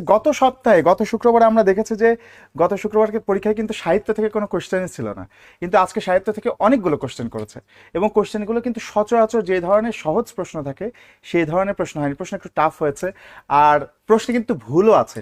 মানে প্রশ্ন ঠিক আছে কিন্তু অপশনে ভুল আছে। আজকের প্রশ্নে কিন্তু আমাদের প্রশ্নের উত্তরে ভুল আছে।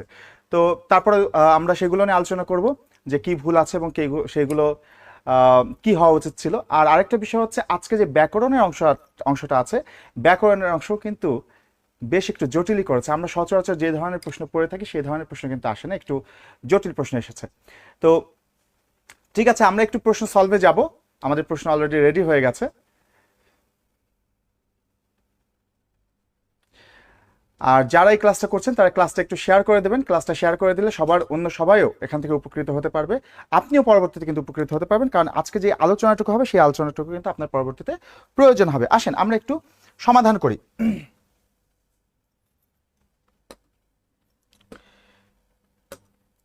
আমাদের 1 নম্বর প্রশ্নটি ছিল আজকে, শির নেহারি আমারি নত শির শিখর হিমাদ্রির বিদ্রোহী কবিতার একটি লাইন। শির নেহারি আমারি নত শির শিখর হিমাদ্রির, এই কথাটা অর্থ কি? এ কথার অর্থ হচ্ছে, আমার উচ্চ মস্তিষ্ক দেখে, আমার উচ্চ মাথা দেখে হিমালয়ও মাথা নিচু করে। এটা হচ্ছে আমাদের এই লাইনের ব্যাখ্যা, অর্থাৎ আমার উঁচু মস্তিষ্ক দেখে হিমালয়ও কিন্তু তার মাথা নত করে। তো খেয়াল করেন, তার মানে কি? শির নেহারি আমারি, নেহারি মানে হচ্ছে দেখে, মানে আমার শির দেখে হিমালয়ের চূড়া মাথা নত করে। তো এটা উত্তর হবে সি, দেখে। এবার চলে আসি, তিনি বিশ্বাস অর্জন করেছেন। এখানে অর্জন করা কোন ধরনের ক্রিয়া? খেয়াল করে দেখেন, এই কথাটুকু বলে প্রশ্নটা কিন্তু একটু সহজ করে দিয়েছে।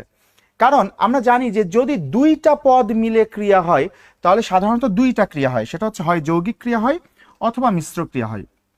যদি দুইটা পদ মিলে ক্রিয়া গঠিত হয় তাহলে সেটা হয় যৌগিক হবে অথবা মিশ্র হবে।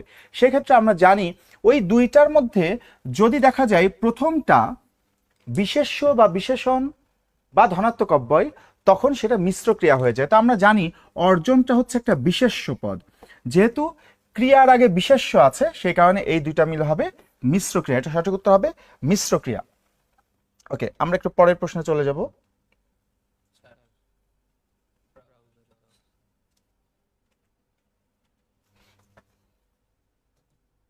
ওকে, আসেন আমাদের পরের প্রশ্নটা হচ্ছে তমদ্দুন মজলিস কে প্রতিষ্ঠা করেন?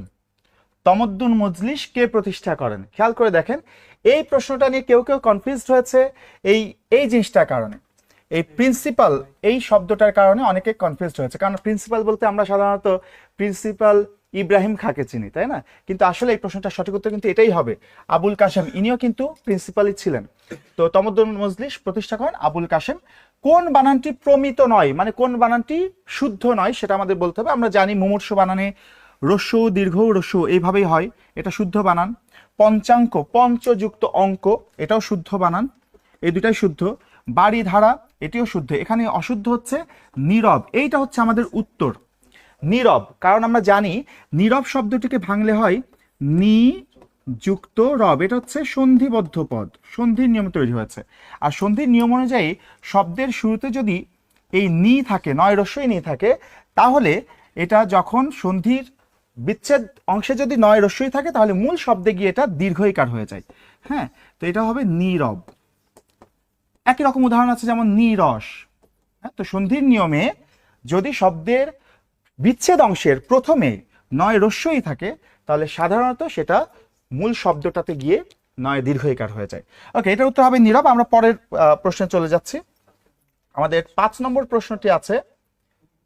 5 নম্বর প্রশ্নটা হচ্ছে যদ্যপি। যদ্যপি শব্দের অর্থ কি?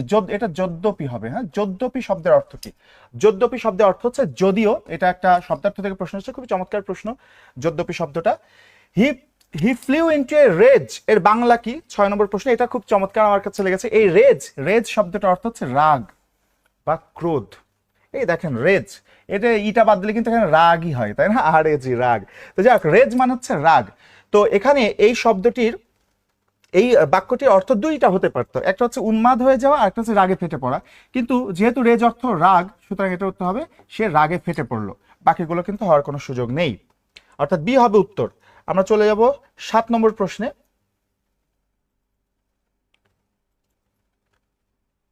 ওকে, 7 নম্বর প্রশ্নটি আমাদের আছে কারক ব্যাকরণের কোন অংশের আলোচ্য বিষয়?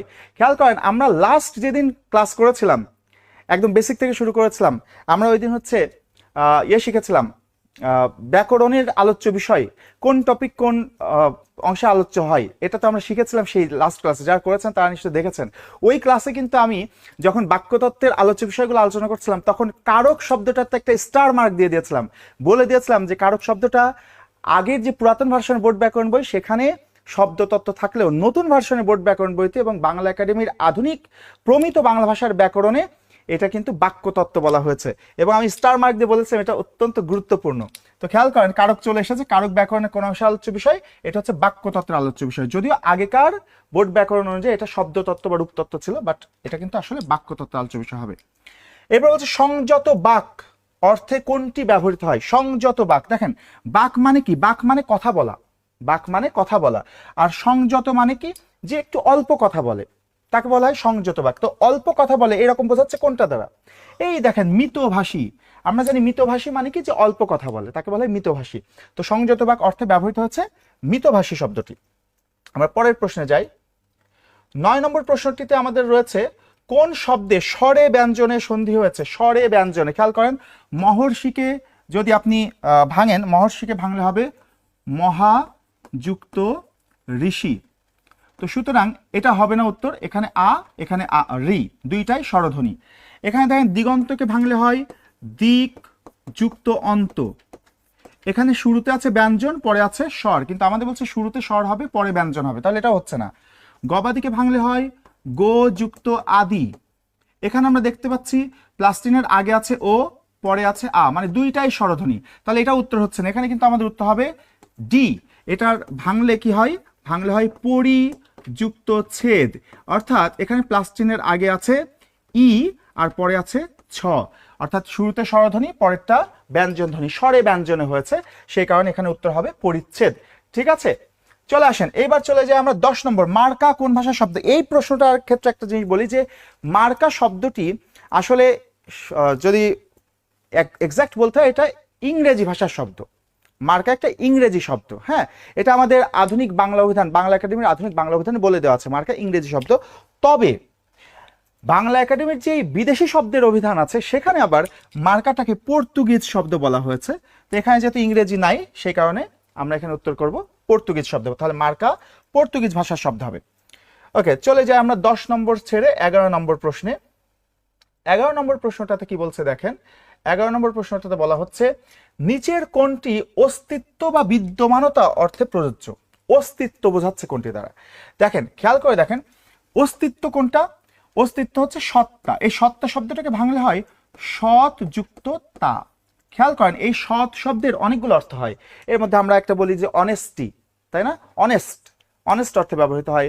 আবার আমরা বলি সৎ মা, এই অর্থে ব্যবহৃত হয়। আর সৎ শব্দের আরো একটা অর্থ আছে, সেটা হচ্ছে অস্তিত্ব। সৎ শব্দটার একটা অর্থ হচ্ছে অস্তিত্ব, সেই কারণে এখানে যেহেতু এই শব্দটাতে সৎ যুক্ত তা হয়েছে, তাই এটি হবে আমাদের উত্তর। অস্তিত্ব বা বিদ্যমানতা বোঝাতে ক নম্বর অপশনটি আমাদের উত্তর হবে, স দন্ত স তয় তয় আকার। ওকে, এবার আসেন 12 নম্বর প্রশ্নে আমরা বলছি নিচের কোন শব্দজোড় সমার্থক নয়? সমার্থক নয়, একই অর্থবোধক নয়, সেটা খুঁজে বের করতে হবে।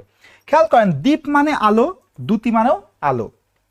আবৃত মানে কি? কোনো কিছু দিয়ে ঢেকে রাখা। আচ্ছাদিত মানেও কিন্তু কোনো কিছু দিয়ে ঢেকে রাখা। তোড়া মানে যা, গুচ্ছ মানেও তা। আমরা যখন বলি ফুলের তোড়া, মানে অনেকগুলো ফুলের গুচ্ছ একসাথে হয়। এখানে উত্তর হবে হচ্ছে আমাদের খরা এবং রৌদ্র। রৌদ্র মানে তো আমরা জানি রোদ, সূর্যের উত্তাপ, আর খরা মানে হচ্ছে অনাবৃষ্টি। খেয়াল করে দেখেন, খরা শব্দের আরো একটা অর্থ কিন্তু রৌদ্রও হয়, তবে খরা শব্দের প্রকৃত অর্থ হচ্ছে অনাবৃষ্টি। তো এটা অর্থ অনাবৃষ্টি আর এটা অর্থ হচ্ছে রোদ, তাহলে দুইটা কিন্তু সমার্থক হলো না, এটা হবে আমাদের উত্তর। চলে যাব আমরা 13 নম্বর প্রশ্নে। 13 নম্বর প্রশ্নটিতে আমাদের বলা হচ্ছে ইপসা শব্দের বিপরীত শব্দ কোনটি? ইপসা, ইপসা এর বিপরীত কোনটি? খেয়াল করেন, ইপসা মানে কি? ইপসা মানে হচ্ছে ইচ্ছা বা আকাঙ্ক্ষা বা চাওয়া। খেয়াল করে দেখেন, লিপসা মানেও লোভ, কোনো কিছু চাওয়া বোঝায়। বাঞ্ছা মানে হচ্ছে বাসনা, অর্থাৎ এটা দ্বারাও ইচ্ছা বা চাওয়া বোঝায়। আকাঙ্ক্ষা মানেও কিন্তু ইচ্ছা বা চাওয়া বোঝায়। তার মানে এই তিনটাই কিন্তু ইপসা শব্দের সমার্থক, একই অর্থবোধক। আমরা বলছি প্রশ্নে ইপসা শব্দের বিপরীত কোনটি? তো ইপসা মানে যেহেতু ইচ্ছা বা চাওয়া, তো এর বিপরীত হবে কি? অনিচ্ছা। পরের প্রশ্নে আসি। পরের প্রশ্ন বলছে নিচের কোনটি উপন্যাস? উপন্যাস কোনটি? এটার উত্তর আমাদের সবাই জানা থাকার কথা। আমাদের একজন লেখক আছেন যার 2টি উপন্যাস খুবই বিখ্যাত এবং পরীক্ষায় প্রচুর আসে। সেই লেখকের নাম হচ্ছে আখতারুজ্জামান ইলিয়াস। আখতারুজ্জামান ইলিয়াসের 2টা উপন্যাস, চিলেকোঠার সেপাই এবং খোয়াবনামা, 2টাই পরীক্ষায় খুব আসে। এখানে উত্তর হবে হচ্ছে খোয়াবনামা, এটা হচ্ছে উপন্যাস। ওকে, পরের প্রশ্নে চলে যাব। 15 নম্বর প্রশ্নে আমরা যেতে চাই। 15 নম্বর প্রশ্নটা দেখেন, কোনটি উপমান কর্মধারয় সমাসে নিষ্পন্ন? উপমান কর্মধারয় সমাস। সমাস পড়ানোর সময় বারবার বলেছি, উপমান কর্মধারয় সমাস হচ্ছে তখন হবে যখন একটা বিশেষণ বা একটা বৈশিষ্ট্য উল্লেখ থাকবে। একটা বিশেষণ বা একটা বৈশিষ্ট্য উল্লেখ থাকবে। তো খেয়াল করেন, এখানে সংবাদ বিশেষ্য, পত্র বিশেষ্য, ফল মাংস বিশেষ্য, অন্ন বিশেষ্য, দেহ বিশেষ্য, লতাও বিশেষ্য। এই জায়গায় দেখেন, শশ হচ্ছে বিশেষ্য আর ব্যস্ত হচ্ছে বিশেষণ। ব্যস্ত কি একটা বৈশিষ্ট্য না? লোকটা ব্যস্ত, তার মানে ওটা লোকটার বৈশিষ্ট্য। তো এই যে বৈশিষ্ট্য বা বিশেষণ আছে, সেই কারণে এটা হবে উত্তর উপমান কর্মধারয় সমাসের। ওকে, এবার বলছে সংসারের প্রতি বিরাগ, এক কথায় কি হবে? এটা আমাদের মুখস্থের জিনিস, নির্বেদ হবে এটার উত্তর। সংসারের প্রতি বিরাগ বোঝাতে নির্বেদ শব্দটি ব্যবহার করা হয়। আসেন 17 নম্বরে যাই। 17 নম্বর প্রশ্নে বলা হচ্ছে কপট বা ভণ্ড অর্থে কোন বাগধারাটি সঠিক? কপট বা ভণ্ড, খেয়াল করে দেখেন, কপট বা ভণ্ডকে যার উপরে একরকম কিন্তু ভেতরে একরকম, যে আসল চেহারা লুকিয়ে রাখে তাকে বলা হয় কপট বা ভণ্ড।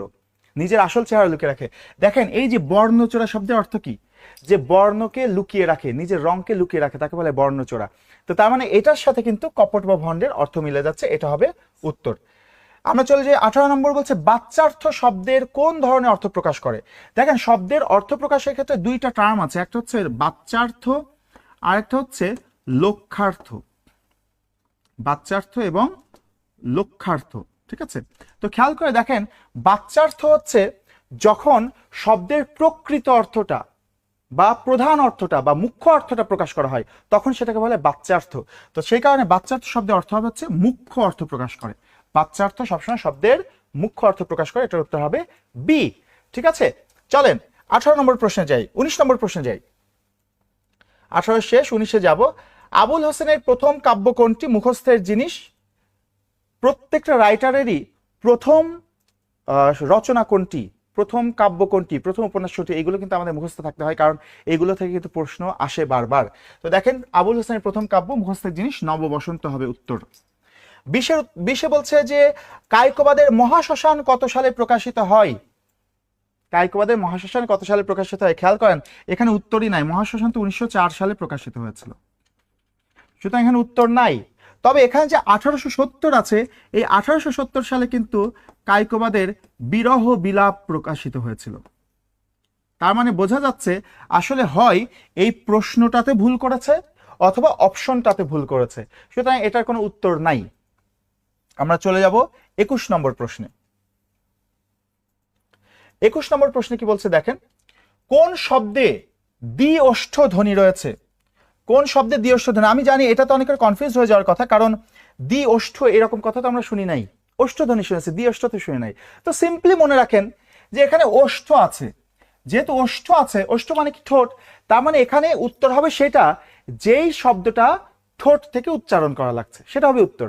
খেয়াল করেন ঘাস, ঘাস, ঘাস উচ্চারণ করার জন্য দুই ঠোঁটের কোনো কাজ নাই। তাল, তাল উচ্চারণ করতে গেলেও দুই ঠোঁট মিলিত হচ্ছে না। জাল, জাল উচ্চারণ করতে গেলেও দুই ঠোঁট মিলিত হচ্ছে না। কিন্তু এই দেখেন বল, বল, বল, বল উচ্চারণ করতে গেলে কিন্তু দুই ঠোঁট মিলিত হওয়া লাগছে, সেই কারণে এটি হবে উত্তর। চলে আসি 22 নম্বর, বলছে নিচের কোন বাক্যটি শুদ্ধ নয়? অশুদ্ধ বাক্যটি জানতে চাওয়া হয়েছে। খেয়াল করেন অন্যায়ের প্রতিফল অনিবার্য, সঠিক। অনিবার্য শব্দটা সঠিক, যা নিবারণ করা যায় না। অল্প জ্ঞান বিপজ্জনক, হ্যাঁ এখানে যদি অল্প বিদ্যা থাকতো তাহলে কিন্তু আবার একটু ঝামেলা হতো। অল্প বিদ্যা বিপজ্জনক বললে আমরা তখন ভুল বলতাম, কারণ অল্প বিদ্যা ভয়ঙ্কর হবে, তাই না? তো এখানে আসলে অল্প জ্ঞান বিপজ্জনক কথাটা শুদ্ধ আছে, কারণ এটার বানানো শুদ্ধ, এটার বানানো শুদ্ধ, ব্যবহারও শুদ্ধ আছে। আবার দেখেন কাব্যটির ভাষায় দীনতা আছে, এটাও শুদ্ধ। দীনতা এটা হচ্ছে বিশেষ্য, এর বিশেষণ হচ্ছে দৈন্য। হ্যাঁ যদি দৈন্যতা থাকতো, দৈন্যতা থাকলে এটাকে ভুল বলতাম, কিন্তু দীনতা শুদ্ধ। এখানে অশুদ্ধ বাক্য হচ্ছে সি নম্বর, সে ভীষণ বিপদগ্রস্ত।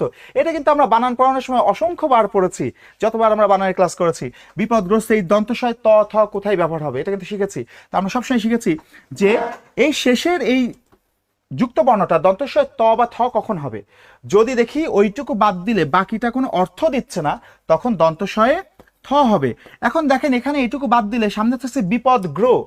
বিপদ বলে একটা অর্থ আছে, কিন্তু বিপদগ্র বলে তো কোনো অর্থ নাই, বিপদগ্রহ বলে কোনো শব্দ নাই। যেহেতু এর কোনো অর্থ নাই, সেই কারণে এখানে দন্তস্বয় ত হবে, দন্তস্বয় ত হবে। যদি অর্থ থাকতো তাহলে দন্তস্বয় থ হতো, যেহেতু অর্থ নাই সুতরাং দন্তস্বয় ত হওয়ার কথা ছিল, এটা হওয়ার কথা ছিল বিপদগ্রস্ত। যেহেতু বিপদগ্রস্ত এখানে নাই, সুতরাং এটা হচ্ছে ভুল, এটা হচ্ছে আমাদের উত্তর হবে 22 নম্বরের। চলে যাব 23 নম্বর প্রশ্নে। খেয়াল করেন 23 নম্বর প্রশ্ন বলছে সমীভবনের উদাহরণ কোনটি? সমীভবনের উদাহরণ কোনটি? আমরা ইতোমধ্যেই ধ্বনি পরিবর্তন যতবার পড়েছি আমরা সবাই, এটা খুবই কমন, বারবার এই উদাহরণ করা হয়েছে। সেটা হচ্ছে যদি দুইটা ভিন্ন বর্ণ একই বর্ণে রূপান্তরিত হয় সেটা সমীভবন হয়। দুইটা ভিন্ন বর্ণ একই বর্ণে রূপান্তরিত হয়, এই যে সমীভবন। সমী মানে কি? সম মানে হচ্ছে সমান, আর ভবন মানে হচ্ছে উৎপন্ন করা, তার মানে সমান আরেকটি বর্ণ উৎপন্ন করবে। তো খেয়াল করে দেখেন এখানে কর্ম থেকে কম্ম, এখানে দেখেন এখানে ময়ে রেফ ছিল আর এখানে ময়ে ম হয়েছে, কর্ম থেকে কম্ম। তাহলে খেয়াল করে দেখেন এখানে র এবং ম দুইটা ভিন্ন বর্ণ ছিল, কিন্তু দুইটা একই বর্ণে রূপান্তরিত হয়েছে। দুইটা ভিন্ন বর্ণ একই বর্ণে রূপান্তরিত হলে সেটা সমীভবন হয়। আর এখানে শুনিয়া থেকে শুনে, এটা হচ্ছে আমরা জানি অভিশ্রুতি, সাধু থেকে চলিত হয়েছে। ফাল্গুন থেকে ফাগুন, এটা হচ্ছে অন্তর্হতি। চাল থেকে চাউল, এটা হচ্ছে মধ্য স্বরাগম, সুতরাং ওইগুলো উত্তর হবে না। অনল প্রবাহ কাব্যের রচয়িতা কে? অনল প্রবাহ কাব্যের রচয়িতা কে? এটাও আমাদের একটা কমন প্রশ্ন, সুন্দর করে এটার উত্তর হবে হচ্ছে সৈয়দ ইসমাইল হোসেন সিরাজি, আমরা সবাই জানি। আমরা চলে যাব 24 নম্বর ছেড়ে 25 নম্বর প্রশ্নে যাব।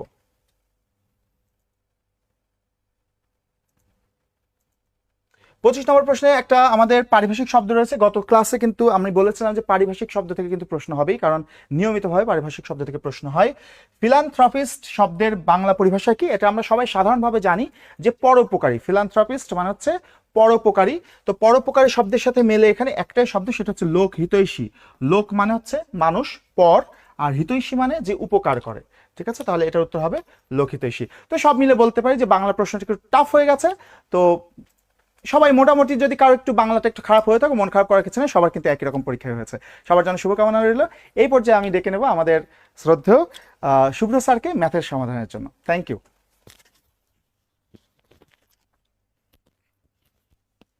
সবুজ স্যারকে অনেক অনেক ধন্যবাদ।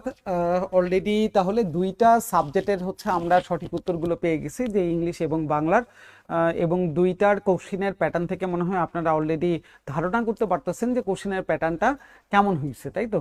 আচ্ছা, এবারে একটু চলে যাব আমরা ম্যাথের দিকে। তবে ডেফিনেটলি যেটা আগে থেকে বলতেছিলাম আমি, যে আমরা আজকে কিন্তু হচ্ছে একেবারে বিশ্লেষণের দিকে যাব না, কারণ আজকে তো অনেকে খুব অধীর আগ্রহে আছেন যে আমার কয়টা হইলো, আমি একটু টেস্ট করতে চাই, আমি একটু চেক করতে চাই। ঠিক আছে, আজকে চেক করার পালা।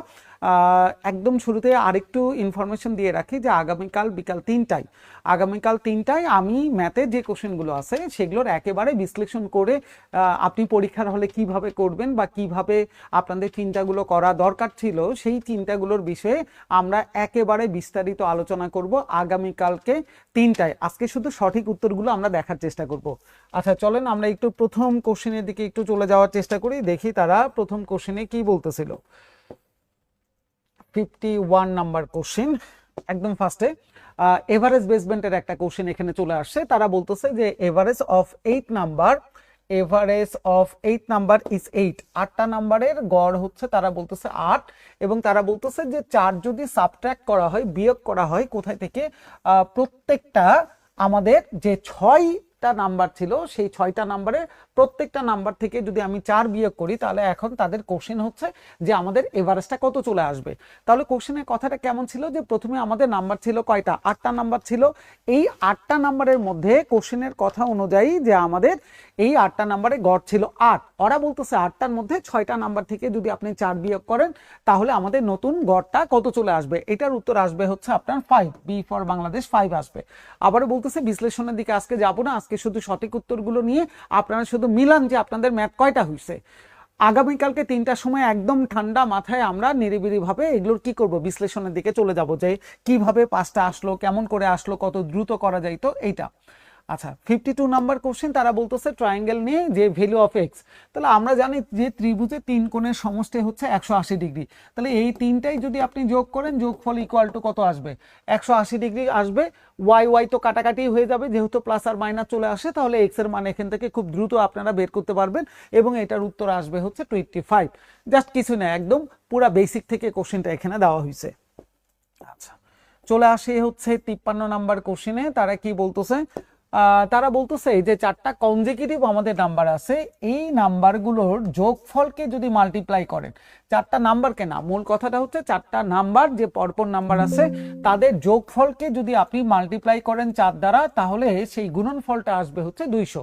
পরে বলতেছে যে what is the largest of the number, তার মানে ওই 4টা নাম্বারের মধ্যে সব থেকে বড় নাম্বারটা কোনটা।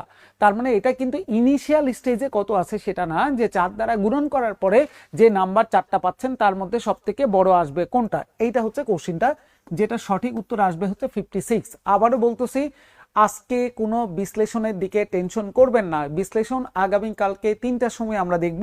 আজকে শুধু উত্তরগুলো মিলান যে আপনি কত দিছেন আর আমরা কত বলতেছি, এটা কি ম্যাচ করতেছে কিনা, দ্যাট ইজ দ্য ফ্যাক্ট। চলে আসেন 54 এর দিকে। 54 জিওমেট্রি বেসমেন্টের একটা কোশ্চেন দেখা যাচ্ছে, রেক্টেঙ্গুলার শেপের কোশ্চেন। এই জায়গাটাই যেখানে ওরা বলতেছে যে ফিল্ডের যে মাপটা দেওয়া আছে সেই মাপটা হচ্ছে 3.2 ইয়ার্ড, অর্থাৎ 3.2 গজ, যেটা এইটা ফেন্স করা আছে কতটুকু, 11.2। 11.2টা কি জিনিস, 11.2 হচ্ছে আমাদের ফেন্স, মানে চতুর্দিকে বেড়াটা মানে কি, পরিসীমা, অর্থাৎ সার্কামফারেন্স। এই জায়গাটায় আমরা বলি না, আমরা বলি হচ্ছে পেরিমিটার, সার্কেলের ক্ষেত্রে বলি সার্কামফারেন্স। পেরিমিটারটার মাপ হচ্ছে এত, সহজ কথা, দৈর্ঘ্য এত হইলে বের করতে বসে ক্ষেত্রফল কত। তাহলে তো ডেফিনেটলি আমরা ওই 2 ইন্টু দৈর্ঘ্য যোগ প্রস্থ মানে এত, প্রস্থের মান আমরা জানি না, দৈর্ঘ্যের মান আমরা জানি, এখান থেকে প্রস্থের মান আমরা যদি বের করতে পারি তাহলে সুন্দর করে দৈর্ঘ্য আর প্রস্থ গুণন করে দিলে আমাদের ক্যালকুলেশনের রেজাল্টটা চলে আসবে, এবং আমাদের ক্যালকুলেশনের যে রেজাল্ট আসবে সেটা হচ্ছে 7.68। এইটা হচ্ছে আমাদের অ্যান্সার চলে আসবে। বিশ্লেষণ আগামীকালকে দেখব, আজকে শুধু আপনারা উত্তরগুলো ম্যাচ করান যে আপনাদের অ্যান্সারগুলো ম্যাচ করতেছে কিনা, এইটা হচ্ছে মূল আপনার আজকের কাজ। পরের কোশ্চেন, ইকুয়েশন বেসমেন্টের কোশ্চেন, বলতেছে যে আমাদের প্রত্যেকটা বইয়ের দাম যদি আমাদের গোজ আপ, মানে বেড়ে যায় যদি 5 টাকা করে, এবং লাইব্রেরিয়ান কি করছে, পারচেস করতেছে 20টা বই কম, কোথায় থেকে, then the required number for 1200, the original price of the book was what. Original দামটা কত ছিল, একেবারে ইকুয়েশন বেসমেন্টের কোশ্চেন। আপনি আগেও খরচ করছেন 1200 টাকা, আজকেও খরচ করতেছেন 1200 টাকায়। আগে একটা বইয়ের দাম যদি x টাকা করে থাকে, আজকে এক একটা বইয়ের দাম কি আসবে আপনার 5 টাকা করে বেড়ে গেছে। তাহলে এটা আগেকার বইয়ের সংখ্যা, এটা এখনকার বইয়ের সংখ্যা। কোশ্চেনের তথ্য অনুযায়ী এখনকার বই 20টা কম, তাহলে আগেকার বই থেকে 20টা বাদ দিলে এখনকার বইয়ের মান আপনার চলে আসবে। তাহলে এই হচ্ছে সেই ইকুয়েশনটা ছিল যেখান থেকে আমাদের বের করতে বলছে যে অরিজিনাল প্রাইস আমাদের কত ছিল, অর্থাৎ আগে এক একটা বইয়ের দাম কত টাকা করেছিল। এইটা হচ্ছে কোশ্চেনটা। এই কোশ্চেনের উত্তর চলে আসবে হচ্ছে 15, মানে ইকুয়েশন সলভ করলে এক্স এর মান চলে আসবে 15। আমরা আগামীকালকে এগুলোর আবার বলতেছি যে আপনি কিভাবে দ্রুত করবেন, কিভাবে পরীক্ষার হলে চিন্তাগুলো করা উচিত, এই বিষয়গুলো নিয়ে আমরা দেখবো হচ্ছে আগামীকালকে। ওকে, আচ্ছা 56 একটু চলে আসি, কি বলতেছে compound interest. Compound interest per অ্যানামের আমাদের ইন্টারেস্ট রেটটা কত ছিল এটা বের করতে বলছে। যখন আমাদের মূল টাকা ছিল 1800 আর হচ্ছে আমাদের সুদ আসলে চলে আসছে কত 3000, আমাদের 42 টাকা। তাহলে সুদ আসলে ফরম্যাট আমরা কি জানি, a = p × 1 + r⁴n। তার মানে এটা হচ্ছে আমাদের কার মান, p এর মান, এইটা আমাদের এর মান, 2 ইয়ার্স, এইটা হচ্ছে n এর মান। জাস্ট শুধু তিনটা ভ্যালুর মান এখানে বসাই দিলেই আমরা r এর মানটা এখান থেকে বের করতে পারবো। এই হচ্ছে আমাদের ইকুয়েশন। এটাও হচ্ছে ইকুয়েশন বেসমেন্টে, যদি ইন্টারেস্টের অঙ্ক আমরা বলতেছি কিন্তু কাজটা তো ইকুয়েশন, তাই না? এইটার উত্তর আপনার চলে আসবে হচ্ছে 30%। তাহলে 56 এর অ্যান্সারটা আমরা এখান থেকে দেখে ফেললাম। 57 এর দিকে একটু তাকানোর চেষ্টা করি, দেখি 57 কি বেসমেন্টের কোশ্চেন। 57 হচ্ছে আমাদের ভেন চিত্র, ভেন ডায়াগ্রাম আমরা বলে থাকি, সেই বেসমেন্টের কোশ্চেন। ওরা বলতেছে যে 100 জন পিপল ছিল, যেখানে 55 জন পিপল হচ্ছে আমাদের ফ্রেঞ্চে কথা বলতে পারে, 40 জন হচ্ছে স্প্যানিশে কথা বলতে পারে, 20 জন কোনোটাই পারে না। এখন আমাদের কাছে জানতে চাইছে how many of them just one, only one.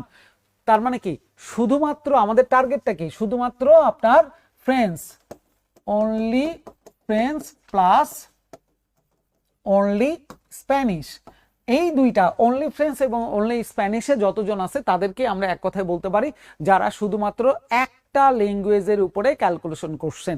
এটার উত্তর চলে আসবে 65। অ্যান্সার ম্যাচ করান, কার কতগুলো হচ্ছে একটু কাইন্ডলি জানাবেন, অ্যান্সারগুলো ম্যাচ করান আজকে। আচ্ছা, আপনার এক্সপোনেন্ট বেসমেন্টের কোশ্চেন, এখানে কিছুই করার নাই, জাস্ট আমরা জানি যে 17 এর পাওয়ার 2 দিলে 17 বর্গ করলে 269 হয়। এই দুইটা গুণন আর এইটা ভিত্তি যদি সেম হয়ে যায় তাহলে গুণনের সময় পাওয়ারগুলো যোগ হয়ে যায়, এই দুটা যোগ করে দিবেন, কাহিনী কমপ্লিট হয়ে যাবে। অ্যান্সার চলে আসবে √17, 17 বর্গমূল। এইটা হচ্ছে আপনার অ্যান্সার চলে আসবে 58 এর। 59 এইটাও মনে হচ্ছে আমাদের ভেন ডায়াগ্রাম বেসমেন্টের কোশ্চেন। 69 জন আপনার কি করতেছে ম্যাথমেটিক্সে, আর 47 হচ্ছে নিল বায়োলজিতে। আর তারা বলতেছে বায়োলজি অথবা ম্যাথ প্রত্যেকেই কোনো না কোনো সাবজেক্ট নিছে, এমন কোনো স্টুডেন্ট নাই যে নান বেসমেন্টের মধ্যে আছে। আর এরা 44, দেখেন এগুলো দিল পার্সেন্টেজে, হঠাৎ করে একটা দিছে হচ্ছে 44। তাহলে এই বোথের মানটা বের করতে পারলেই তো আমাদের কাজ শেষ।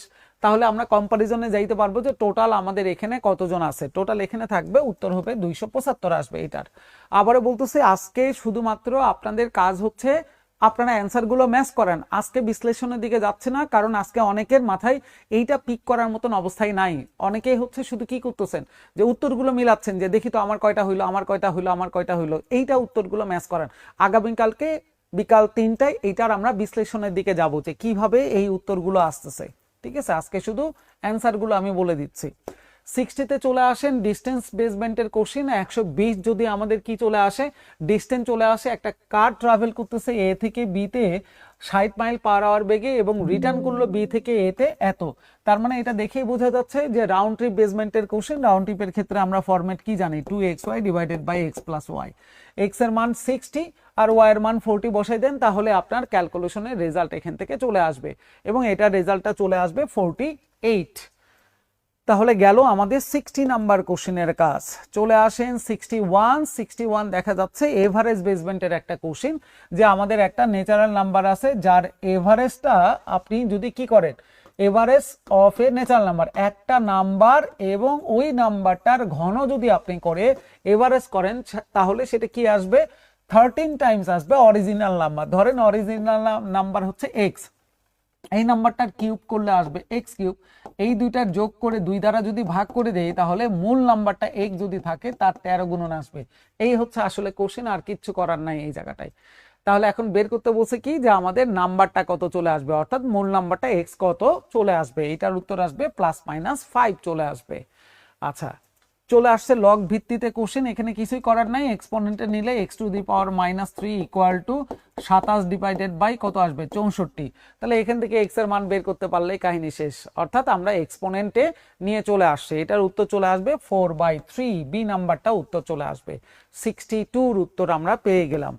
63 আমরা একটু চলে আসি। 63 কিচ্ছু দেখার বিষয় নাই, একেবারে বেসমেন্টের কোশ্চেন। সমীকরণ সমাধান করেন, জাস্ট বজ্র গুণন করে দেন, বজ্র গুণন করে দিলে আপনার গল্প কমপ্লিট হয়ে যাবে। এক্স এর মান কত চলে আসবে, আসবে হচ্ছে এটার উত্তর 15 চলে আসবে এটার উত্তর।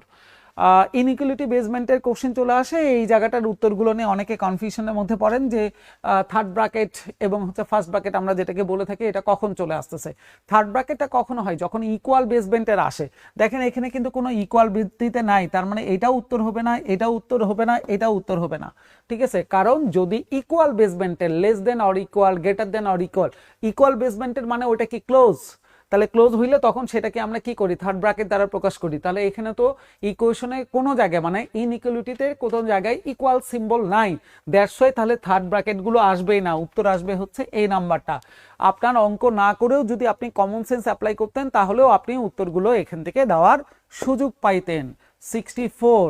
65 সেট বেসমেন্টের কোশ্চেন কি বলছে, প্রপার সেট। প্রপার সেট হচ্ছে কি আসবে 2p মাইনাস হচ্ছে 1, শেষ। p এর মান হচ্ছে এখানে কয়টা 1 2 3 4 5, তার মানে 2p5 মাইনাস 1, তাহলে 5 মানে কত 32 থেকে 1 বিয়োগ করলে অ্যান্সার চলে আসবে 31। যদি শুধু সাবসেট বলতো তাহলে আমরা উত্তর দিতাম 32, কিন্তু বলছে না প্রপার সাবসেট। প্রপার সাবসেট কি হবে, নিজের সেটটা বিয়োগ হয়ে যায়, তার মানে এই সিম্বলটা বা এই শেপটা মাইনাস হয়ে যাবে, একটা শেপ মাইনাস হয়ে যাবে।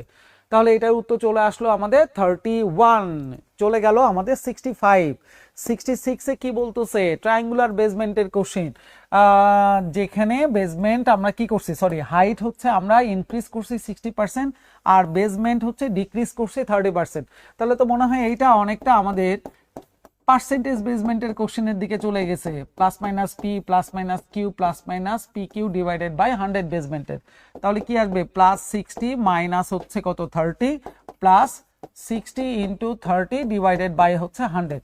এই হচ্ছে আসলে আপনার অঙ্কটা। দেখে মনে হচ্ছে জ্যামিতি বেসমেন্টের, কিন্তু ক্যালকুলেশনের ভুল অংশটুকু হচ্ছে আমাদের জিওমেট্রি বেসমেন্টের। তাহলে অ্যান্সার আসবে কত 12% ইনক্রিজ। চলে গেল 66 নাম্বার কোশ্চিন। দেখি 65 এ কি ছিল, 65 এ ট্যাঙ্কের কাজ অর্থাৎ পাইপ বেসমেন্টের কাজ দেখে মনে হয়, কিন্তু আসলে এটাও সমীকরণ বেসমেন্টের কোশ্চেন। তারা বলতেছে যে একটা ট্যাঙ্ক 1/3 পার্ট হচ্ছে ফুল আছে, যদি 8 লিটার পানি দেন তাহলে হচ্ছে 5/6 অংশ পূরণ হয়ে যাবে। তার মানে কি এখন ভর্তি হচ্ছে 5/6, আগে ভর্তি ছিল 1/3, তাহলে বাদ দিলে যতটুকু অংশ ভর্তি হয়েছে এটাই তো তাহলে 8 লিটার। তাহলে আমাদের বের করতে হবে এক অংশ মানে কত, এটাই হচ্ছে মূল জায়গাটা আসলে ছিল, যে কোন অংশটুকুর পরিমাণ হচ্ছে আমাদের 8 লিটার, এতটুকুই মূল কাজ, আর কোনো কাজ নাই। তাহলে পুরা অংশের মান আসবে হচ্ছে আপনার 16 লিটার। আচ্ছা চলে আসেন 68 নাম্বার কোশ্চেন। এটাও আপনাদের বীজগণিত বেসমেন্টের পাওয়ার 4 দিছে, কিচ্ছু করার দরকার নাই ভাই, এটাকে একবার বর্গ করবেন, তারপরে যে মান আসবে সেটাকে আবার বর্গ করে দিবেন, তাহলে কাহিনী শেষ। পাওয়ার 4 বেসমেন্টের অ্যান্সার চলে আসবে, আর এইটার অ্যান্সার চলে আসবে হচ্ছে 23। এইটা জাস্ট ইকুয়েশনটাকে দুইবার বর্গ করতে হবে, একবার বর্গ করলে পাওয়ার 2 আসবে, আবার পাওয়ার 2 ভিত্তিতে বর্গ করলেই আপনার পাওয়ার 4 বেসমেন্টে মানে পাওয়ার 4 বেসমেন্টের রেজাল্টটা চলে আসবে। কিচ্ছু করা লাগবে না, শুধু দুইবার আপনি কি করবেন পাওয়ার করে দেন, তাহলে আপনার কাজ কমপ্লিট হয়ে যাবে। 69 নাম্বার কোশ্চেন, নিউমেরেটর ডিনিউমেরেটর। আমরা অনেক সময় কনফিউশনের মধ্যে পড়ে যাই যে নিউমেরেটর কোনটা ডিনিউমেরেটর কোনটা। মনে রাখার সহজ উপায় হচ্ছে উপরে থাকে নিউমেরেটর, নিচে থাকে ডিনিউমেরেটর। ডি মানে ডাউন, আমরা বাংলায় হচ্ছে উপরেরটাকে কি বলি লব বলি, আর নিচেরটাকে হর বলি। ওই লবের ইংলিশ হচ্ছে নিউমেরেটর, হরের ইংলিশ হচ্ছে আপনার ডিনিউমেরেটর। মনে রাখার জন্য উপায়টা হচ্ছে ডি মানে ডাউন, ডাউন মানে নিচে, তাহলে নিচে থাকবে হচ্ছে ডি, এটা হচ্ছে মনে রাখার একটা উপায়। তাহলে কোশ্চেন বলতেছে numerator of a proper fraction is 3 more than the numerator denominator, তার মানে উপরে যদি x থাকে তাহলে নিচেরটা আসবে কোশ্চেনের কথা অনুযায়ী x প্লাস 3 এইরকম। পরে তারা বলতেছে কি if the fraction is square, এই ফ্র্যাকশনটাকে যদি আপনি বর্গ করেন তাহলে ওরা বলতেছে যে its denominator will be 39 more than the numerator. তাহলে এইটার ডিনোমিনেটরে কি ছিল x প্লাস 3, এইটা নাকি আপনি যদি বর্গ করেন তাহলে ওরা বলতেছে যে নিউমারেটর যেটা আগে ছিল x, এটার চাইতে কত বেশি চলে আসবে, 39 বেশি চলে আসবে। এইটা হচ্ছে কোশ্চেনের মোদ্দা কথা ছিল। এখন কোশ্চেন আমাদের কাছ থেকে কি জানতে চাইছিল, কোশ্চেন আমাদের কাছে জানতে চাইছে হচ্ছে এই অংশটুকু যে আমাদের ফ্র্যাকশনটা কত চলে আসবে। ফ্র্যাকশনটা হচ্ছে কোনটা, x divided by x plus 3। এখান থেকে x এর মান চলে আসার কথা 5, তাহলে 5 আর নিচে কত 5 প্লাস 3 8, তার মানে অ্যান্সার আসবে 5 ডিভাইডেড বাই হচ্ছে 8, 5 ডিভাইডেড বাই হচ্ছে 8 চলে আসবে। একেবারে সিম্পল সমীকরণ বেসমেন্টের কোশ্চেন কিন্তু এটা। আচ্ছা 70ও আপনার একেবারে বীজগণিতের কমন প্যাটার্নের কোশ্চেন চলে আসছে। যে কোশ্চেনের কথা হচ্ছে যে if thrice x plus x by 3 equal to 5, এইটার সিম্বলটা আসলে কেমন দেখেন তো। আমি যদি 3 এখান থেকে কমন নিয়ে নেই, এক্স কে কমন নেওয়া যাবে না, কোশ্চেনের টাইপিংটা ভুল হয়ে গেছে, এটা x বাই 3 না, এটা আসবে হচ্ছে 3 বাই x। কোশ্চেনটা হবে এইটা, এই জায়গাটা একটু প্রিন্টিং মিস্টেক হয়ে গেছে, এটা উপরে যাবে, উপরেরটা নিচে আসবে। Thrice x plus 3 by x equal to 5 হইলে ওদের কথা x cube plus 1 by x cube, এটার মান কত। তাহলে এখান থেকে 3 কমন নিয়ে নিলে দেখেন কেমন চলে আসে, 1 বাই এক্স ইকুয়াল টু 5, তার মানে x প্লাস 1 বাই এক্স এর মান হচ্ছে 5 বাই 3 চলে আসে। এখন তো আর কিছু নাই, a কিউব প্লাস b কিউবের সূত্র কি, a plus b whole cube minus 3ab into a plus b। তাহলে x প্লাস 1 বাই এক্স এর মান ওই জায়গাটায় শুধু বসাই দেন, তাহলে আপনার কাজ কমপ্লিট, আর কিছু করার নাই এই জায়গাটায়। এইটার রেজাল্ট আপনার চলে আসবে মাইনাস 10 বাই 27। এই হচ্ছে আপনার ম্যাথের যে 20টা কোশ্চেন ছিল, এই 20টা কোশ্চেন অন অ্যান এভারেজ। যেটা ওভারঅল যদি আপনি চিন্তা করেন ম্যাথের ব্যাপারটা, তাহলে ম্যাথের কোশ্চেন আমাদের আগে যে 2টা পরীক্ষাটা গত সপ্তাহে এবং তার আগের সপ্তাহে যে 2টা পরীক্ষা হয়ে গেছে, সেই 2টা পরীক্ষাতে ম্যাথের কোশ্চেনটা যে প্যাটার্নটাতে আসছিল, আসলে আমরা অনেকেই অভ্যস্ত না ওই প্যাটার্নগুলো আপনার ব্যাংকের পরীক্ষার কোশ্চেনগুলোতে দেখে। কিন্তু এইবারের কোশ্চেনটা একটু হইলেও অন্তত ওই 2টা পরীক্ষার চাইতে কিন্তু তুলনামূলকভাবে বেশ ভালো কোশ্চেন চলে আসে, এবং কয়েকটা ক্যালকুলেশন একটু লেন্দি টাইপের, যেটা আমরা আগামীকালকে বিকাল 3টায় ইনশাল্লাহ, আপনারা যদি আমাদের এই টার্নিং পয়েন্টের পেজে একটু খেয়াল রাখেন তাহলে আপনি এটার টোটাল বিশ্লেষণগুলো দেখতে পারবেন, এবং আপনার পরীক্ষার হলে কিভাবে এটা সলভ করাটা উচিত ছিল সেই বিষয়গুলো নিয়ে আমরা আগামীকালকে দেখব। অলরেডি 3টা প্রশ্নের আপনারা কি করলেন, অ্যান্সারগুলো দেখে ফেললেন, বাংলা, ইংলিশ এবং ম্যাথ। এবার আমরা একটু চলে যাব আমাদের জিকেটার দিকে। বাপ্পি ভাইয়ের কাছে চলে যাচ্ছে, বাপ্পি ভাই আমাদের জিকের অ্যান্সারগুলো একটু দেওয়ার চেষ্টা করবে। বাপ্পি ভাই আসে।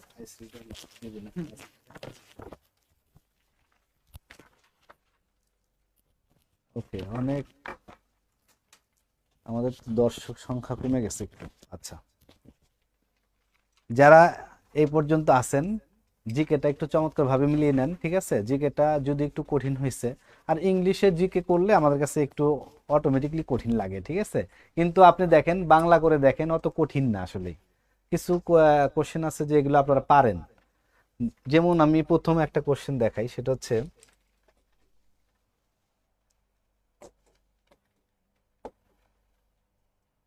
কই ভাই, জেনারেল নলেজ। আচ্ছা, আমার একটু মোটা কলম লাগে, ঠিক আছে। ওকে, দেখেন প্রথম কোশ্চেনটা 71, একটু আমরা অ্যান্সার করার চেষ্টা করি, দেখি কে কি দিচ্ছেন। আমরা একটু অ্যান্সার করার চেষ্টা করি 71টা কে কি দিচ্ছেন। The non cooperation movement was withdrawn by Gandhi's is 1922 after. অসহযোগ যে আন্দোলন, এই আন্দোলনটা হচ্ছে 1922-এর পরে, ঠিক আছে। দেখেন এইখানে হচ্ছে অপশনটা আপনারা একটু মিলে নেন, আমি দ্রুত অ্যান্সারগুলো করে দিই, হ্যাঁ, যেহেতু দর্শক সংখ্যা অনেক কমে যাচ্ছেন আপনারা। দেখেন 71-এ হচ্ছে অ্যান্সার হচ্ছে বি নম্বর, এটা হচ্ছে চৌরি চৌরা। এই আন্দোলনের ফলে হচ্ছে কি, অসহযোগ আন্দোলনটা কি করে, অসহযোগ আন্দোলন পরে 1922 সালের পরে হচ্ছে এই চৌরার মাধ্যমে এটা হয়, স্থগিত হয়। হ্যাঁ, 72 নম্বর দেখেন, which country is currently under EU sanction due to democratic backslide and erosion of rule of law. এটা হচ্ছে হাঙ্গরি, হ্যাঁ, এটা হচ্ছে বি নম্বর অপশন। এরপর আমি দ্রুত একটু মিলিয়ে দিচ্ছি, হ্যাঁ, এগুলোর সলভ ক্লাস আমরা দিয়ে দিব, সলভ ক্লাস চমৎকারভাবে পেয়ে যাবেন আপনারা। 72 73 নম্বর দেখেন, 73 নম্বর কি বলছে, 73 নম্বর, 73 নম্বর হচ্ছে দেখেন, 73 নম্বর হচ্ছে লর্ড রথচাইল্ড, হ্যাঁ, এটা হচ্ছে to whom was the Balfour declaration addressed, কার বরাবর বেলফোরটা ডিক্লারেশন লেখা হয়েছিল, লর্ড রথচাইল্ড। ওকে, 74 নম্বর দেখেন, 74 number what is the current headquarters of the bank for, এটা ফর হবে bank for international, bank for international settlement, ঠিক আছে, এইটা হবে কোথায় বলেন, এটা হচ্ছে সুইজারল্যান্ডের বাসেলে, হ্যাঁ, সি নম্বর অপশন, সুইজারল্যান্ডের বাসেলে। ওকে, এরপর আসেন কত নম্বর, এরপর হচ্ছে 75 নম্বর, দ্রুত অ্যান্সারগুলো শুধু মিলে নেবেন এখন।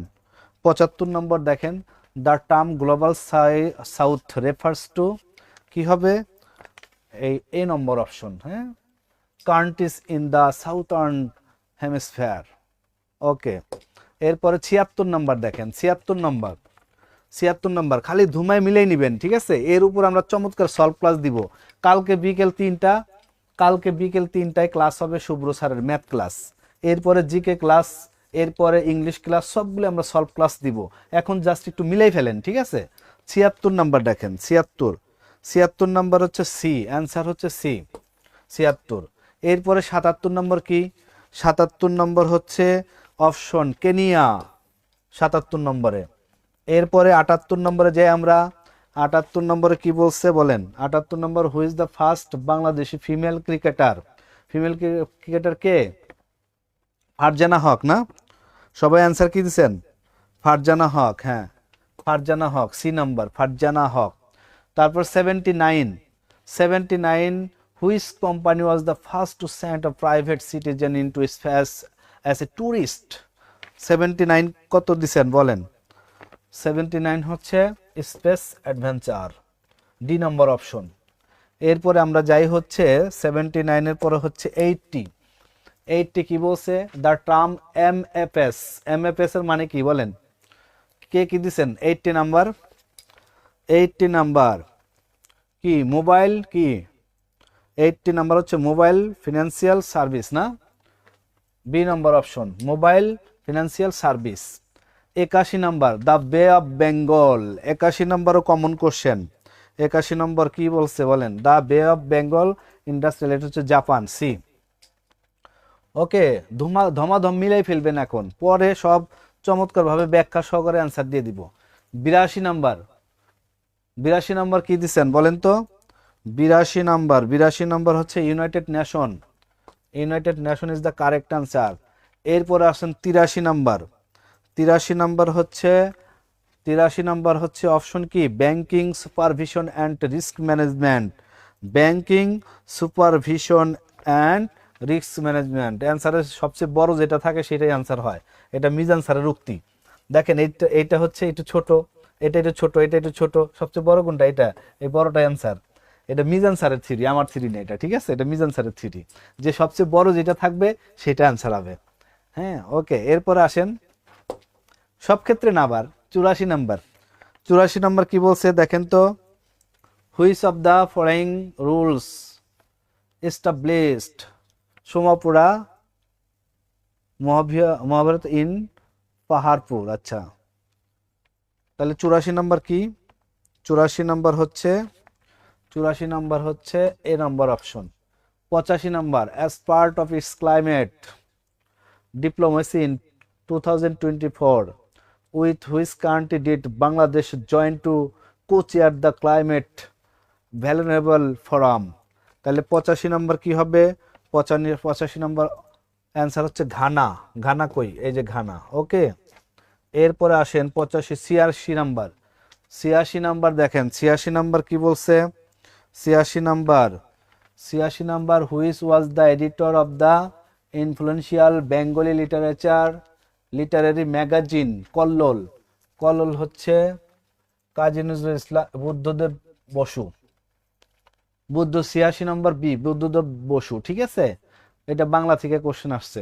আচ্ছা, এরপরে 87 87 এ কত নম্বর অ্যান্সার? C number 87। তারপর হচ্ছে 88, what is the primary object, এটা কত নম্বর বলেন তো? 88 হচ্ছে C number answer, C is the correct answer. 89, which country? 89 হচ্ছে কোনটা অ্যান্সার বলেন তো? B number answer 89।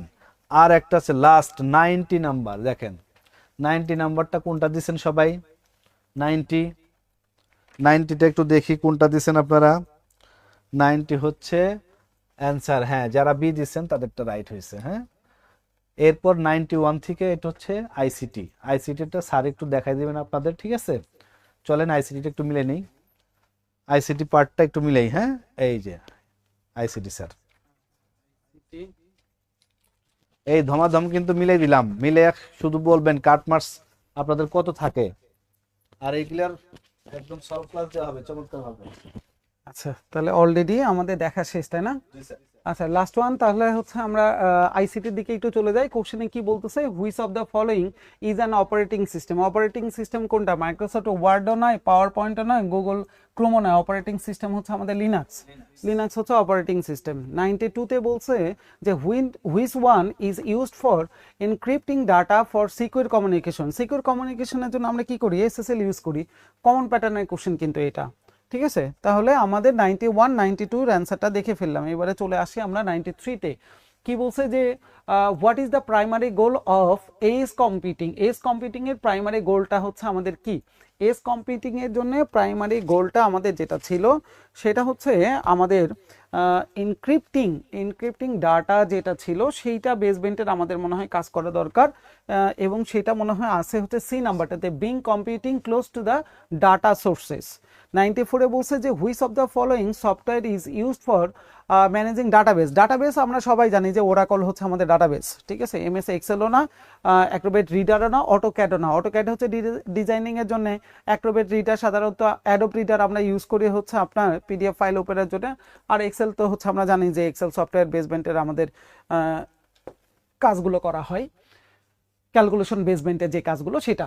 95 নাম্বার কোশ্চেনে বলছে যে which protocol is use to the transfer web page data on the ইন্টারনেটের জন্য ওয়েব পেজ বেসমেন্টের আমরা কোন ডাটাটা হচ্ছে এই জায়গাটা ইউজ করে থাকি, সেটা হচ্ছে কোশ্চেন। তাহলে আমরা তো জানি এটা এইচটিটিপির মাধ্যমে, তাই না? ওয়েব পেজ ওপেন করলে তো আমাদের একদম শুরুতেই থাকে এইচটিটিপি, তাই না? যে হাইপার টেক্সট ট্রান্সফার প্রোটোকল আমাদের। 96 নাম্বারে বেশ কমন টাইপের কোশ্চেনে দেখা যাচ্ছে। 96 নাম্বার কোশ্চেনে তারা বলতেছে যে what is the function of the bias in a computer. কম্পিউটারের আমাদের বায়োসের যে কাজটা, সেই কাজটা হচ্ছে কোনটা আসলে? বায়োসের যে কাজটা, এই কাজটা আপনাকে এখন অ্যান্সার অপশনগুলোর মধ্যে খুঁজে দেখেন কোনটা চলে আসে। কম্পিউটিং ডাটা, ইন্টারনেট না, ম্যানেজমেন্ট সফটওয়্যারও না, আপনার ইনিশিয়ালাইজিং হার্ডওয়্যার বেসমেন্টের বেসিক ইনপুট আউটপুট সিস্টেম। তাহলে ইনপুট আউটপুট সিস্টেমগুলো মূলত হচ্ছে হার্ডওয়্যার বেসমেন্টের কাজ হয়ে থাকে। 96 নাম্বার কোশ্চেন। 97-এ তারা বলতেছে যে which of the following is not a type of volatile নয় কোনটা? র্যাম ভোলাটাইল, রেজিস্টার ভোলাটাইল, ক্যাশও ভোলাটাইল, নন ভোলাটাইল হচ্ছে আমাদের এসএসডি। তবে আমরা সাধারণত এই জায়গাটাতে রমের নামটা শুনে একটু বেশি অভ্যস্ত। রম, ইরম, পিরম, এই জায়গাগুলো হচ্ছে আমরা খুব বেশি শুনে অভ্যস্ত, কিন্তু রম তো অ্যান্সারের মধ্যে নাই। তাহলে আমাকে দেখতে হচ্ছে এই জায়গাটা কি আছে, এসএসডি। তাহলে আমরা এসএসডি দেবো। 98-এ বলতেছে which of the full form of VPN. এটা আমরা সবাই জানি, ভার্চুয়াল প্রাইভেট নেটওয়ার্ক, ঠিক আছে? ভিপিএন এর আমাদের ইলাস্ট্রেশনটা তারা বের করতে বলছে। চলে আসেন 99-এ, তারা কি বলতেছে যে which computer technology helps analysis space tourism mission data for future ইমপ্রুভমেন্টের জন্য আমরা সাধারণত কোনটা অ্যাপ্লাই করি? ফিউচার আমাদের ইমপ্রুভমেন্টের জন্য ইউজ করা হয় হচ্ছে বিগ ডাটা অ্যানালাইসিসটা। দেন 100 নাম্বার লাস্ট ওয়ান হচ্ছে আমাদের ডিপফেক্টটা হচ্ছে কি জিনিস? এটা হচ্ছে কোশ্চেন। ডিপফেক্টটা হচ্ছে এআই জেনারেটেড আমাদের রিয়েলাইজড একটা ইমেজ বা অডিও বা ভিডিও যদি আপনি তৈরি করতে চান, এইটা হচ্ছে আমরা এক কথায় বলে থাকি হচ্ছে আপনার ডিপফেক্টটা। এই ছিল হচ্ছে মোটামুটি আমাদের আজকের অনুষ্ঠিতব্য আরসির পরীক্ষাটার যে 100টা কোশ্চেন ছিল তার উত্তরগুলো অলরেডি আপনারা মনে হয় অ্যানালাইসিস করতে পারছেন যে আপনাদের কতগুলো পরীক্ষাতে এই জায়গাটায় চলে আসছে, ঠিক আছে?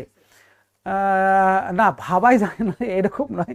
হ্যাঁ, আমার ব্যাকগ্রাউন্ডটাই হচ্ছে সিএসসি বেসমেন্টের, ঠিক আছে? আমি ওই ম্যাথের সঙ্গে বেশি জড়িত দেখে আপনারা অনেকেই হচ্ছে অভ্যস্ত না এই জায়গাটায় দেখতে, কিন্তু আমার ব্যাকগ্রাউন্ডটাই, আমার গ্র্যাজুয়েশন কমপ্লিটই হয়েছে সিএসসি বেসমেন্টের, ঠিক আছে? আমি সিএসসি থেকে হচ্ছে গ্র্যাজুয়েশন কমপ্লিট করা, দ্যাটস ওয়াই এই উত্তরগুলো আমার জন্য একেবারে যে খুব টাফ হয়ে গেছে বিষয়টা এরকম না। আইসিটির কোশ্চেন একেবারে সহজ প্যাটার্নের কোশ্চেন চলে আসছে। যারা একটু যদি আইসিটি ঘাটাঘাটি করে থাকেন তাহলে মনে হয় খুব ভালো হয়েছে।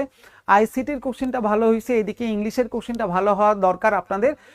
জিকের কথাটা হয়তো বা একটু বলতে পারেন যে একটু বেসমেন্ট যাদের ভালো, যারা একটু পত্রিকা তারপরে হচ্ছে আপনার কারেন্ট ওয়ার্ল্ড, কারেন্ট অ্যাফেয়ার্স এগুলো একটু যারা ঘাটাঘাটি যারা কোশ্চেন তাদের জন্য অ্যান্সার করাটা একটু সহজ হয়ে গেছে।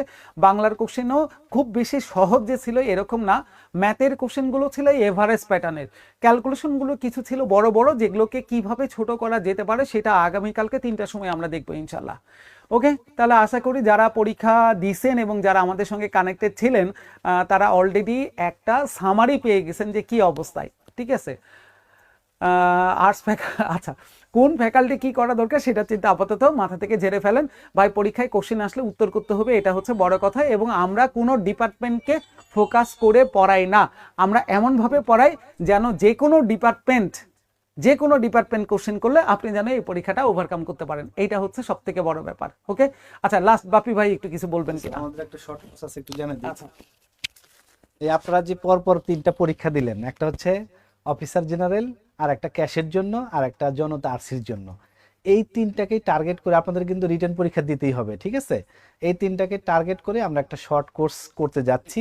যারা এই শর্ট কোর্সে ইন করতে চান অবশ্যই একটু কষ্ট করে আমাদের পেজে নক দিবেন। হ্যাঁ, আমরা এই 3টার জন্য রিটেন পার্টটা, শুধু রিটেনের ট্রান্সলেশন, ফোকাস রাইটিং, এরপরে হচ্ছে এই আর্গুমেন্ট রাইটিং, সামারি, পাশাপাশি ম্যাথ, জিকে, এই 3টা সাবজেক্টটা খুব চমৎকারভাবে যেন একটা রিভিশন হয়ে যায়, ঠিক আছে? এই কয়েকদিনে তো আর এমন না যে রিটেনে আপনাকে অনেক নাম্বার পাওয়া দিতে পারবো, এরকম না, কিন্তু চমৎকার একটা রিভিশন হবে। রিভিশন হইলে কি হবে, আপনি অন্যদের চাইতে হাফ নাম্বার, 1 নাম্বার আগে থাকলে আপনার চাকরি হবে। ডেফিনেটলি। সো আপনাকে এইটা মাথায় রাখতে হবে যে রিটেনটাকে আপনার ভালো করতে হবে। রিটেন 200 মার্কসে যারা আগে থাকবেন তাদের কিন্তু চাকরি হবে। এই জন্য শর্ট একটা কোর্সে আমাদের সাথে থাকেন, ঠিক আছে? চাকরি ডিপেন্ডই করতেছে হ্যাঁ, রিটেনের উপরে, রিটেনের উপরে মূল চাকরি, রিটেনের উপরে ডিপেন্ড করে, ঠিক আছে? এই জন্য যারা আমাদের সাথে এই শর্ট কোর্সে যুক্ত হইতে চান অবশ্যই আমাদের পেজে নক দিবেন। হ্যাঁ, আর একটু দেখেন বাপি ভাই কথার সঙ্গে একটু অ্যাড করি যে গতকালকে সাউন্ড যাচ্ছে না স্যার। গতকালকে আমাদের হচ্ছে দুইজনে হচ্ছে এই জায়গাটায় অ্যাপ্লিকেন্ট আসছিলেন, ওনারা দুইজনে হচ্ছে আপনার প্রাইভেট ইউনিভার্সিটি থেকে পড়া। দুইজনের মূল বক্তব্যটা হচ্ছে যে স্যার আমরা ইংলিশ লিখতে পারি কিন্তু কিভাবে লিখবো, বা পরীক্ষার হলে যেহেতু আমরা সবাই জানি যে ব্যাংকের রিটেন পরীক্ষাগুলোতে কাগজ কিন্তু ফিক্সড করে দেওয়া থাকে, জায়গা কিন্তু ফিক্সড করে দেওয়া থাকে। এখন ওনাদের কোশ্চেন যে স্যার এই কম জায়গাটার ভিতরে কিভাবে গোছায় লিখতে হয়, বা আর্গুমেন্টারি টাইপের রাইটিংয়ের যে প্যাটার্নটা, বা এইদিকে ফোকাস রাইটিং লেখার প্যাটার্ন, দুইটা প্যাটার্ন কিন্তু একরকম না। তাদের কোশ্চেন হচ্ছে স্যার আমি লিখতে পারি কিন্তু কিভাবে লিখবো, এই লেখার প্যাটার্নটাই হচ্ছে তারা জানে না। তাদের কথা হচ্ছে স্যার আমাদের প্যাটার্ন শিখতে হবে, আমাদেরকে আপনি তথ্য দিয়ে দিচ্ছেন, আমাদেরকে আপনি তথ্যগুলো পুট করতে দিচ্ছেন কোনো সেন্টেন্সের মধ্যে, সেটা পারতেছি, কিন্তু লেখার স্ট্রাকচারটা কেমন হবে এই স্ট্রাকচারটাই পারি না। এইটাই আমরা মূল ফোকাস করি হচ্ছে আমাদের ক্লাসে, যে আপনি কিভাবে লিখবেন, কিভাবে লিখলে অন্যদের তুলনায় 1টা নাম্বার 2টা নাম্বার একটু বেশি পাবেন আপনি, এটা হচ্ছে মূল টার্গেট। অনেকে আমরা লিখতে পারি কিন্তু কিভাবে লিখতে হয় এই জায়গাটা অনেকে আমরা পারি না, এই স্ট্রাকচারগুলো নিয়ে কাজ করা হবে। এবং অলরেডি বাপি ভাই বলে দিছে যে ট্রান্সলেশনগুলোর একটা যেহেতু ফোকাস এখানে, কারণ রিটেনের একদম ছাক্কা নাম্বার কোথায় থেকে আসে দেখেন, জিকে, রিট্রান্সলেশন, ম্যাথ, এগুলো হচ্ছে একদম কোন নাম্বার ভাই, হইলে পুরো নাম্বার, না হইলে নাই। এই জায়গাগুলোর দিকেও কিন্তু আমাদের একটা মূল ফোকাস থাকে যে আপনি কিভাবে রিটেনে একটা ভালো নাম্বার ক্যারি করতে পারেন। অন্তত আমরা সাধারণত বলি যে 60% নাম্বার আপনাকে ক্যারি করতে হবে, 200-র মধ্যে 120+ এরকম একটা টার্গেট নিয়ে আপনাকে নামতে হবে এই জায়গাটায়। হয়তোবা আপনার এভারেজ আছে 90-100 পর্যন্ত আপনারা ওঠে, কিন্তু এই যে এটার পরে পুশ করে যে এটাকে কিভাবে আরো 10টা নাম্বার 5টা নাম্বার বাড়ানো যেতে পারে সেই বিষয়টা নিয়েই মূলত আমাদের এই প্রোগ্রামটা। পাপি ভাই, শফিকুল, আমাদের শফিকুল জিজ্ঞেস করছে কাট মার্কস কত স্যার? স্যার আমার কাছে আছে আচ্ছা, কাট মার্ক নিয়ে কাট- টেনশন করার কোনো দরকার নাই। সে পাস দেখেন, করবে কিন্তু হ্যাঁ, কাটমুজ যেটাই হোক শফিকুল পাস কাট- করবে। পার্ট এই জায়গাটাই আপনারা অনেকেই শুধু কাট নাম্বার কত বলে দিলাম কথার কথা, যে আপনার 50 থেকে 55, অনেকে এখন টেনশন করা শুরু করেন, আল্লাহ আমার 50 থেকে 55 তাহলে কততে হইলে হবে। হবে। অনেকে হয়তো বা দেখা যাচ্ছে 52 পেয়ে হচ্ছে না, অনেকে 53 পেয়ে হচ্ছেন, এগুলো মাথা থেকে ঝেড়ে ফেলেন, যা করার করে আসছেন, যা করার করছেন না, মোটামুটি বুঝতেছেন তো যে কি অবস্থা। এতদিনে মোটামুটি আমাদের অ্যানালাইসিস গুলো থেকে আপনাদের একটা ধারণা নেওয়া উচিত, এগুলো মাথা থেকে সব বাদ দিয়ে দেন ভাই। আপনি যদি সামনে রিটেনটার জন্য ফোকাস করেন, সেই ফোকাসে আপনি যদি রিটেন কিছু শিখতে পারেন, এইটা কি আপনার একেবারে চলে গেল? এটা কি আপনার কোনোই কাজে লাগবে না? ডেফিনেটলি কাজে লাগবে। আপনি সামনে একটা পরীক্ষা দিলেন, কোনো কারণে এই পরীক্ষাতে আপনার রেজাল্ট আসলো না, আল্লাহ না করুক যদি এরকম হয়, তাহলে আপনি সামনে একটা পরীক্ষা দিলেন, সেটাতে আপনার রেজাল্ট আসলো, তখন এই যে রিটেনের প্রিপারেশনটা আপনি নিচ্ছেন, সেটা কি কাজে লাগবে না? ডেফিনেটলি লাগবে। তার মানে আপনার এই প্রিপারেশনগুলো কোনোটাই লস না, প্রত্যেকটাই আপনার জন্য লাভের জন্যই কিন্তু এটা। দ্যাটস ওয়াই আপনাকে চিন্তা করতে হবে যে এটা কি গেল না গেল সেই চিন্তা বাদ, সামনের পরীক্ষাতে আমার ভালো করতে হবে, সেই জায়গাটাই আপনার এখন থেকে রেডি হইতে হবে। কারণ এমসিকিউ আর রিটেনের মাঝখানে খুব অল্প সময় পাওয়া যায় নিজেদেরকে রেডি করার জন্য, এইটা আসলে এনাফ টাইম না। এই কারণে আপনাকে এখন থেকে রিটেনের টাচে কিন্তু থাকতে হবে। এমসিকিউ মূল বিষয় না, মাথায় রাখেন। আপনার চাকরি হওয়া না হওয়া পুরাটাই ডিপেন্ড করতেছে রিটেনের উপরে। রিটেনে ভালো নাম্বার পাইছেন ভাই, আপনি অনেক দূর আগায় যাবেন। ভাইবাতে নাম্বারের ডিফারেন্সিয়েট খুব বেশি হয় না, খুব কম নাম্বারের পার্থক্যটা চলে আসে। দ্যাটস ওয়াই আপনার মূল ফোকাসটাই আসলে রাখা উচিত রিটেন। এই হচ্ছে বিষয়টা। আপনি জি স্যার, আমি আর একটু কথা বলি তারপর ছেড়ে দিই। সেটা হচ্ছে স্যার একটু কলমটা Sure. দেখেন, আমি জাস্ট একটু বাস্তবতা দেখাই। এই যে আমাদের শফিক ভাই আমাদের সাথে আছে, ওনার নামটা আমি একটু ইউজ করি, ঠিক আছে? শফিক ভাই, আর একসাথে আমি সাথে নিলাম শফিকের সাথে মিলে নিলাম আমি সাথী, ঠিক আছে? এখন দেখেন 200 মার্কসের পরীক্ষা দিছে, এখন এই শফিক ভাই 200-র মধ্যে 130 পাইছে, 200-র মধ্যে। আর সাথী কোনো মতো এটা ফোকাস সেটিং কমন পড়ে নাই, সে একটু মাথা বিগড়ে গেছে, সে পাইছে 110। এখন দুইজনে কিন্তু ভাইবে দিবে। শফিক ভাই অনেক প্রিপারেশন নিছে, যা কিন্তু ভাইবে বোর্ডে একটু ঝামেলায় পড়ে গেছে, তার মাথা একটু অস্থির হয়ে গেছে, তাকে দিছে 20 নাম্বার। আর এই সাথী চমৎকার ভাইবে দিছে, সে ভাই দারুণ, তাকে বলছে যে তোমার চাকরি হইলে করবা তো, ঠিক আছে এরকম বলছে, কিন্তু রিটার্ন মার্কস তো দেখে নাই। তাকে দেখা গেছে এখানে 25-এর মধ্যে এখানে তাকে 23 দিয়ে দিছে। এখন সাথী তো বের হয়ে ফাটাই ফেলছে একদম, যে না আমার চাকরি হবে, কোনো মিস নাই। কিন্তু শফিকের মন খারাপ, কেন? সে ভাই কি খারাপ করছে, খারাপ করে কিন্তু পাস করছে। এই দুইটা নাম্বার তো যোগ হবে ভাই, যোগ হলে কি শফিক দেখেন কত আগায়া, তাহলে শফিক কি? শফিক অফিসার হবে। এই জন্য মাথায় রাখবেন যে রিটেন পার্ট এই 200-র মধ্যে যারা ভালো করবেন তাদের চাকরি হবে, কোনো মিস নাই। এই জন্য আমাদের সাথে যে শর্ট কোর্সটা হবে, এই কোর্সটা জাস্ট টাচে থাকা। আপনারা এইটা মনে করার দরকার নাই যে আমাদের সাথে থাকলে অফিসার হবেন, না, এইটা মনে করার কোনো সুযোগ নাই। কিন্তু এই কয়েকটা যদি টাচে থাকেন, অন্যদের চাইতে না হলে 10 মার্কস বেশি পাবেন। আর এইটাই লাগে চাকরি পাওয়ার জন্য, এই যে 10 মার্কস বাদ দিলাম, 7 না হলে 5, এটি লাগবে চাকরির জন্য। কোশ্চেন কারা করছে সেটা অনেকে জানে না। আচ্ছা, আর্টস ফ্যাকাল্টি, আজকের কি? আর্টস ফ্যাকাল্টি কোশ্চেন না। আচ্ছা, আসলে এটা কোশ্চেনটা আসলে একটু অন্যরকম কোশ্চেন হয়েছে, বুঝছেন? যাই হোক, এইরকম প্রস্তুতি রাখতে হবে যে কোশ্চেন যেরকমই হোক আপনারা যেন ওভারকাম করেন। এখন থেকে মাথা থেকে পুরোটাই ঝেড়ে ফেলেন, ফ্যাকাল্টি ঝেড়ে ফেলতে হবে যে কোন ফ্যাকাল্টি কোশ্চেন করছে, না আমি টপিকস দেখব, আমি পার্সেন্টেজ করব একদম ভাজা করে ফেলবো, আমি প্রফিট লস করব ভাজা করে ফেলবো, যে ফ্যাকাল্টি কোশ্চেন করুক আমি পাস করব। এখন ফ্যাকাল্টি বাদ দেন, ঠিক আছে? একদম টোটালি টপিকস ধরে পড়েন প্লিজ, হ্যাঁ? আর যারা, আবারও বলি, যারা আমাদের রিটেন কোর্সটাতে যুক্ত হইতে চান, আমাদের পেজে একটু ইনবক্স করেন, পেজে আমরা সবসময় অ্যাক্টিভ আছি, আপনাকে রিপ্লাই দিব, আপনাকে ভর্তি নিয়ে নিব, সিক্রেট একটা গ্রুপে অ্যাড করে দিব, ঠিক আছে? কালকে রাত্রে রিটেন ক্লাস শুরু হবে, কালকে রাত্রে প্রথম ক্লাস শুরু হবে, সুমন স্যার নেবে ক্লাসটা, হ্যাঁ? ট্রান্সলেশনের উপর ক্লাস হবে, এইটা আপনারা চাইলে ফ্রিও করতে পারবেন, প্রথম ক্লাসটা সবার জন্য ওপেন থাকবে, ঠিক আছে? তাহলে আজকে এই পর্যন্তই, সবাই ভালো থাকেন, সুস্থ থাকেন। আর একটা কথা বলি, আপনারা যারা এই মুহূর্তে শুনছেন, আপনাদের অনেক ছোট ভাই ব্রাদার থাকে যারা ম্যাথে এবং ইংলিশে দুর্বল, তাদের জন্য আমরা বেসিক একটা কোর্স শুরু করতে যাচ্ছি, একদম 0 লেভেল থেকে। ধরেন অনেক দিন ধরে 5 বছর 7 বছর একজন ম্যাথ পড়ে না, তাহলে সে কি ম্যাথ দেখলেই তো ভয় পায়, তারপর আবার ইংলিশে ম্যাথ, এই জন্য আমরা একদম জিরো লেভেল থেকে বেসিকের যে একটা কোর্স, এই কোর্সে টোটাল আমাদের ক্লাস হবে কয়টা? টোটাল ক্লাস হবে আমাদের 36টা। এই 36টা ক্লাসের মধ্যে ম্যাথে ক্লাস হবে 20টা, আর 16টা ক্লাস হবে ইংলিশে 16টা ক্লাস। হ্যাঁ, একদম জিরো লেভেল থেকে পড়াবো, একদম জিরো লেভেল থেকে। এই কোর্সের এই বেসিক কোর্স করার পরে ম্যাথ ইংলিশে আশা করি কোনো কি উইকনেস থাকবে না, ঠিক আছে? ভালো লাগবে এই কোর্সটা। এটা আপনারা যারা আছেন তাদের জন্য না, যারা ম্যাথে এবং ইংলিশে দুর্বল, অনেক দুর্বল স্টুডেন্ট পাই আমরা, যে কিছুদিন কন্টিনিউ করার পরে সব তার মাথার উপর দিয়ে যায়। কেন? তার বেসিকটা অনেক দুর্বল। এই যাদের বেসিকটা দুর্বল তাদের জন্য এই কোর্সটা। এই কোর্সে আমাদের অলরেডি ভর্তি হয়ে গেছে প্রায় 250 প্লাস। হ্যাঁ, যারা আমাদের সাথে যুক্ত হইতে চান বেসিক কোর্সে, আপনাদের ছোট ভাই বোনকে একটু জানাই দিবেন যে তুমি অনেকদিন তো রাষ্ট্রবিজ্ঞানে অনার্স করছো, অনেকদিন ধরে ম্যাথ পড়ো না, তাহলে তুমি বেসিকটাকে স্ট্রং করো, এরপরে ব্যাংকের জন্য 3-4 মাস 5 মাস পরে চাকরি হয়ে যাবে, ঠিক আছে? এই বেসিকে দুর্বল থাকার কারণে অনেকেই ম্যাথ ক্লাসে কিছু বুঝে না। একদিকে হচ্ছে ইংলিশ টার্ম আর একদিকে হচ্ছে ম্যাথ, এমনি ভয়ানক জিনিস, এই জন্য বুঝবে কেমনে। আবার দেখেন ইংলিশে একদম জিরো, নাউন প্রোনাউন অ্যাডজেক্টিভ আস্তে আস্তে যাব আমরা। এই 16টা ক্লাসের মাধ্যমে একটা ভালো বেসমেন্ট তৈরি হবে। হ্যাঁ, তাহলে এটা সবাইকে একটু জানাই দিবেন। আর আমাদের সাথে বরাবরই যারা থাকেন তাদের প্রতি আমরা চরম কৃতজ্ঞ। কেন? আপনাদের ভালোবাসায় টার্নিং পয়েন্ট আজকে সারা বাংলাদেশে লিড দিচ্ছে ব্যাংকের জন্য। ব্যাংকের প্ল্যাটফর্ম টার্নিং পয়েন্টের মতো এত সুন্দর প্ল্যাটফর্ম আছে, এটা আমরা কেউ বিলিভ করি না যে এত সুন্দর সার্ভিস। আমরা ভর্তি হওয়ার সাথে সিট দিয়ে দিচ্ছি, সেক্রেট গ্রুপে ক্লাস হচ্ছে। আবার দেখেন পুরাতন অনেক স্টুডেন্ট নক দিচ্ছে আমাদের যে ভাই আমি তো রেকর্ড ক্লাসগুলো দেখতে পারতেছি না। আমরা তাদের জন্য আবার আলাদা একটা প্ল্যাটফর্ম সাজিয়ে রাখছি, সবগুলো ক্লাস, এবং তাদেরকে যুক্ত করে দিচ্ছি সেখানে, তারা সার্ভিস পাচ্ছে।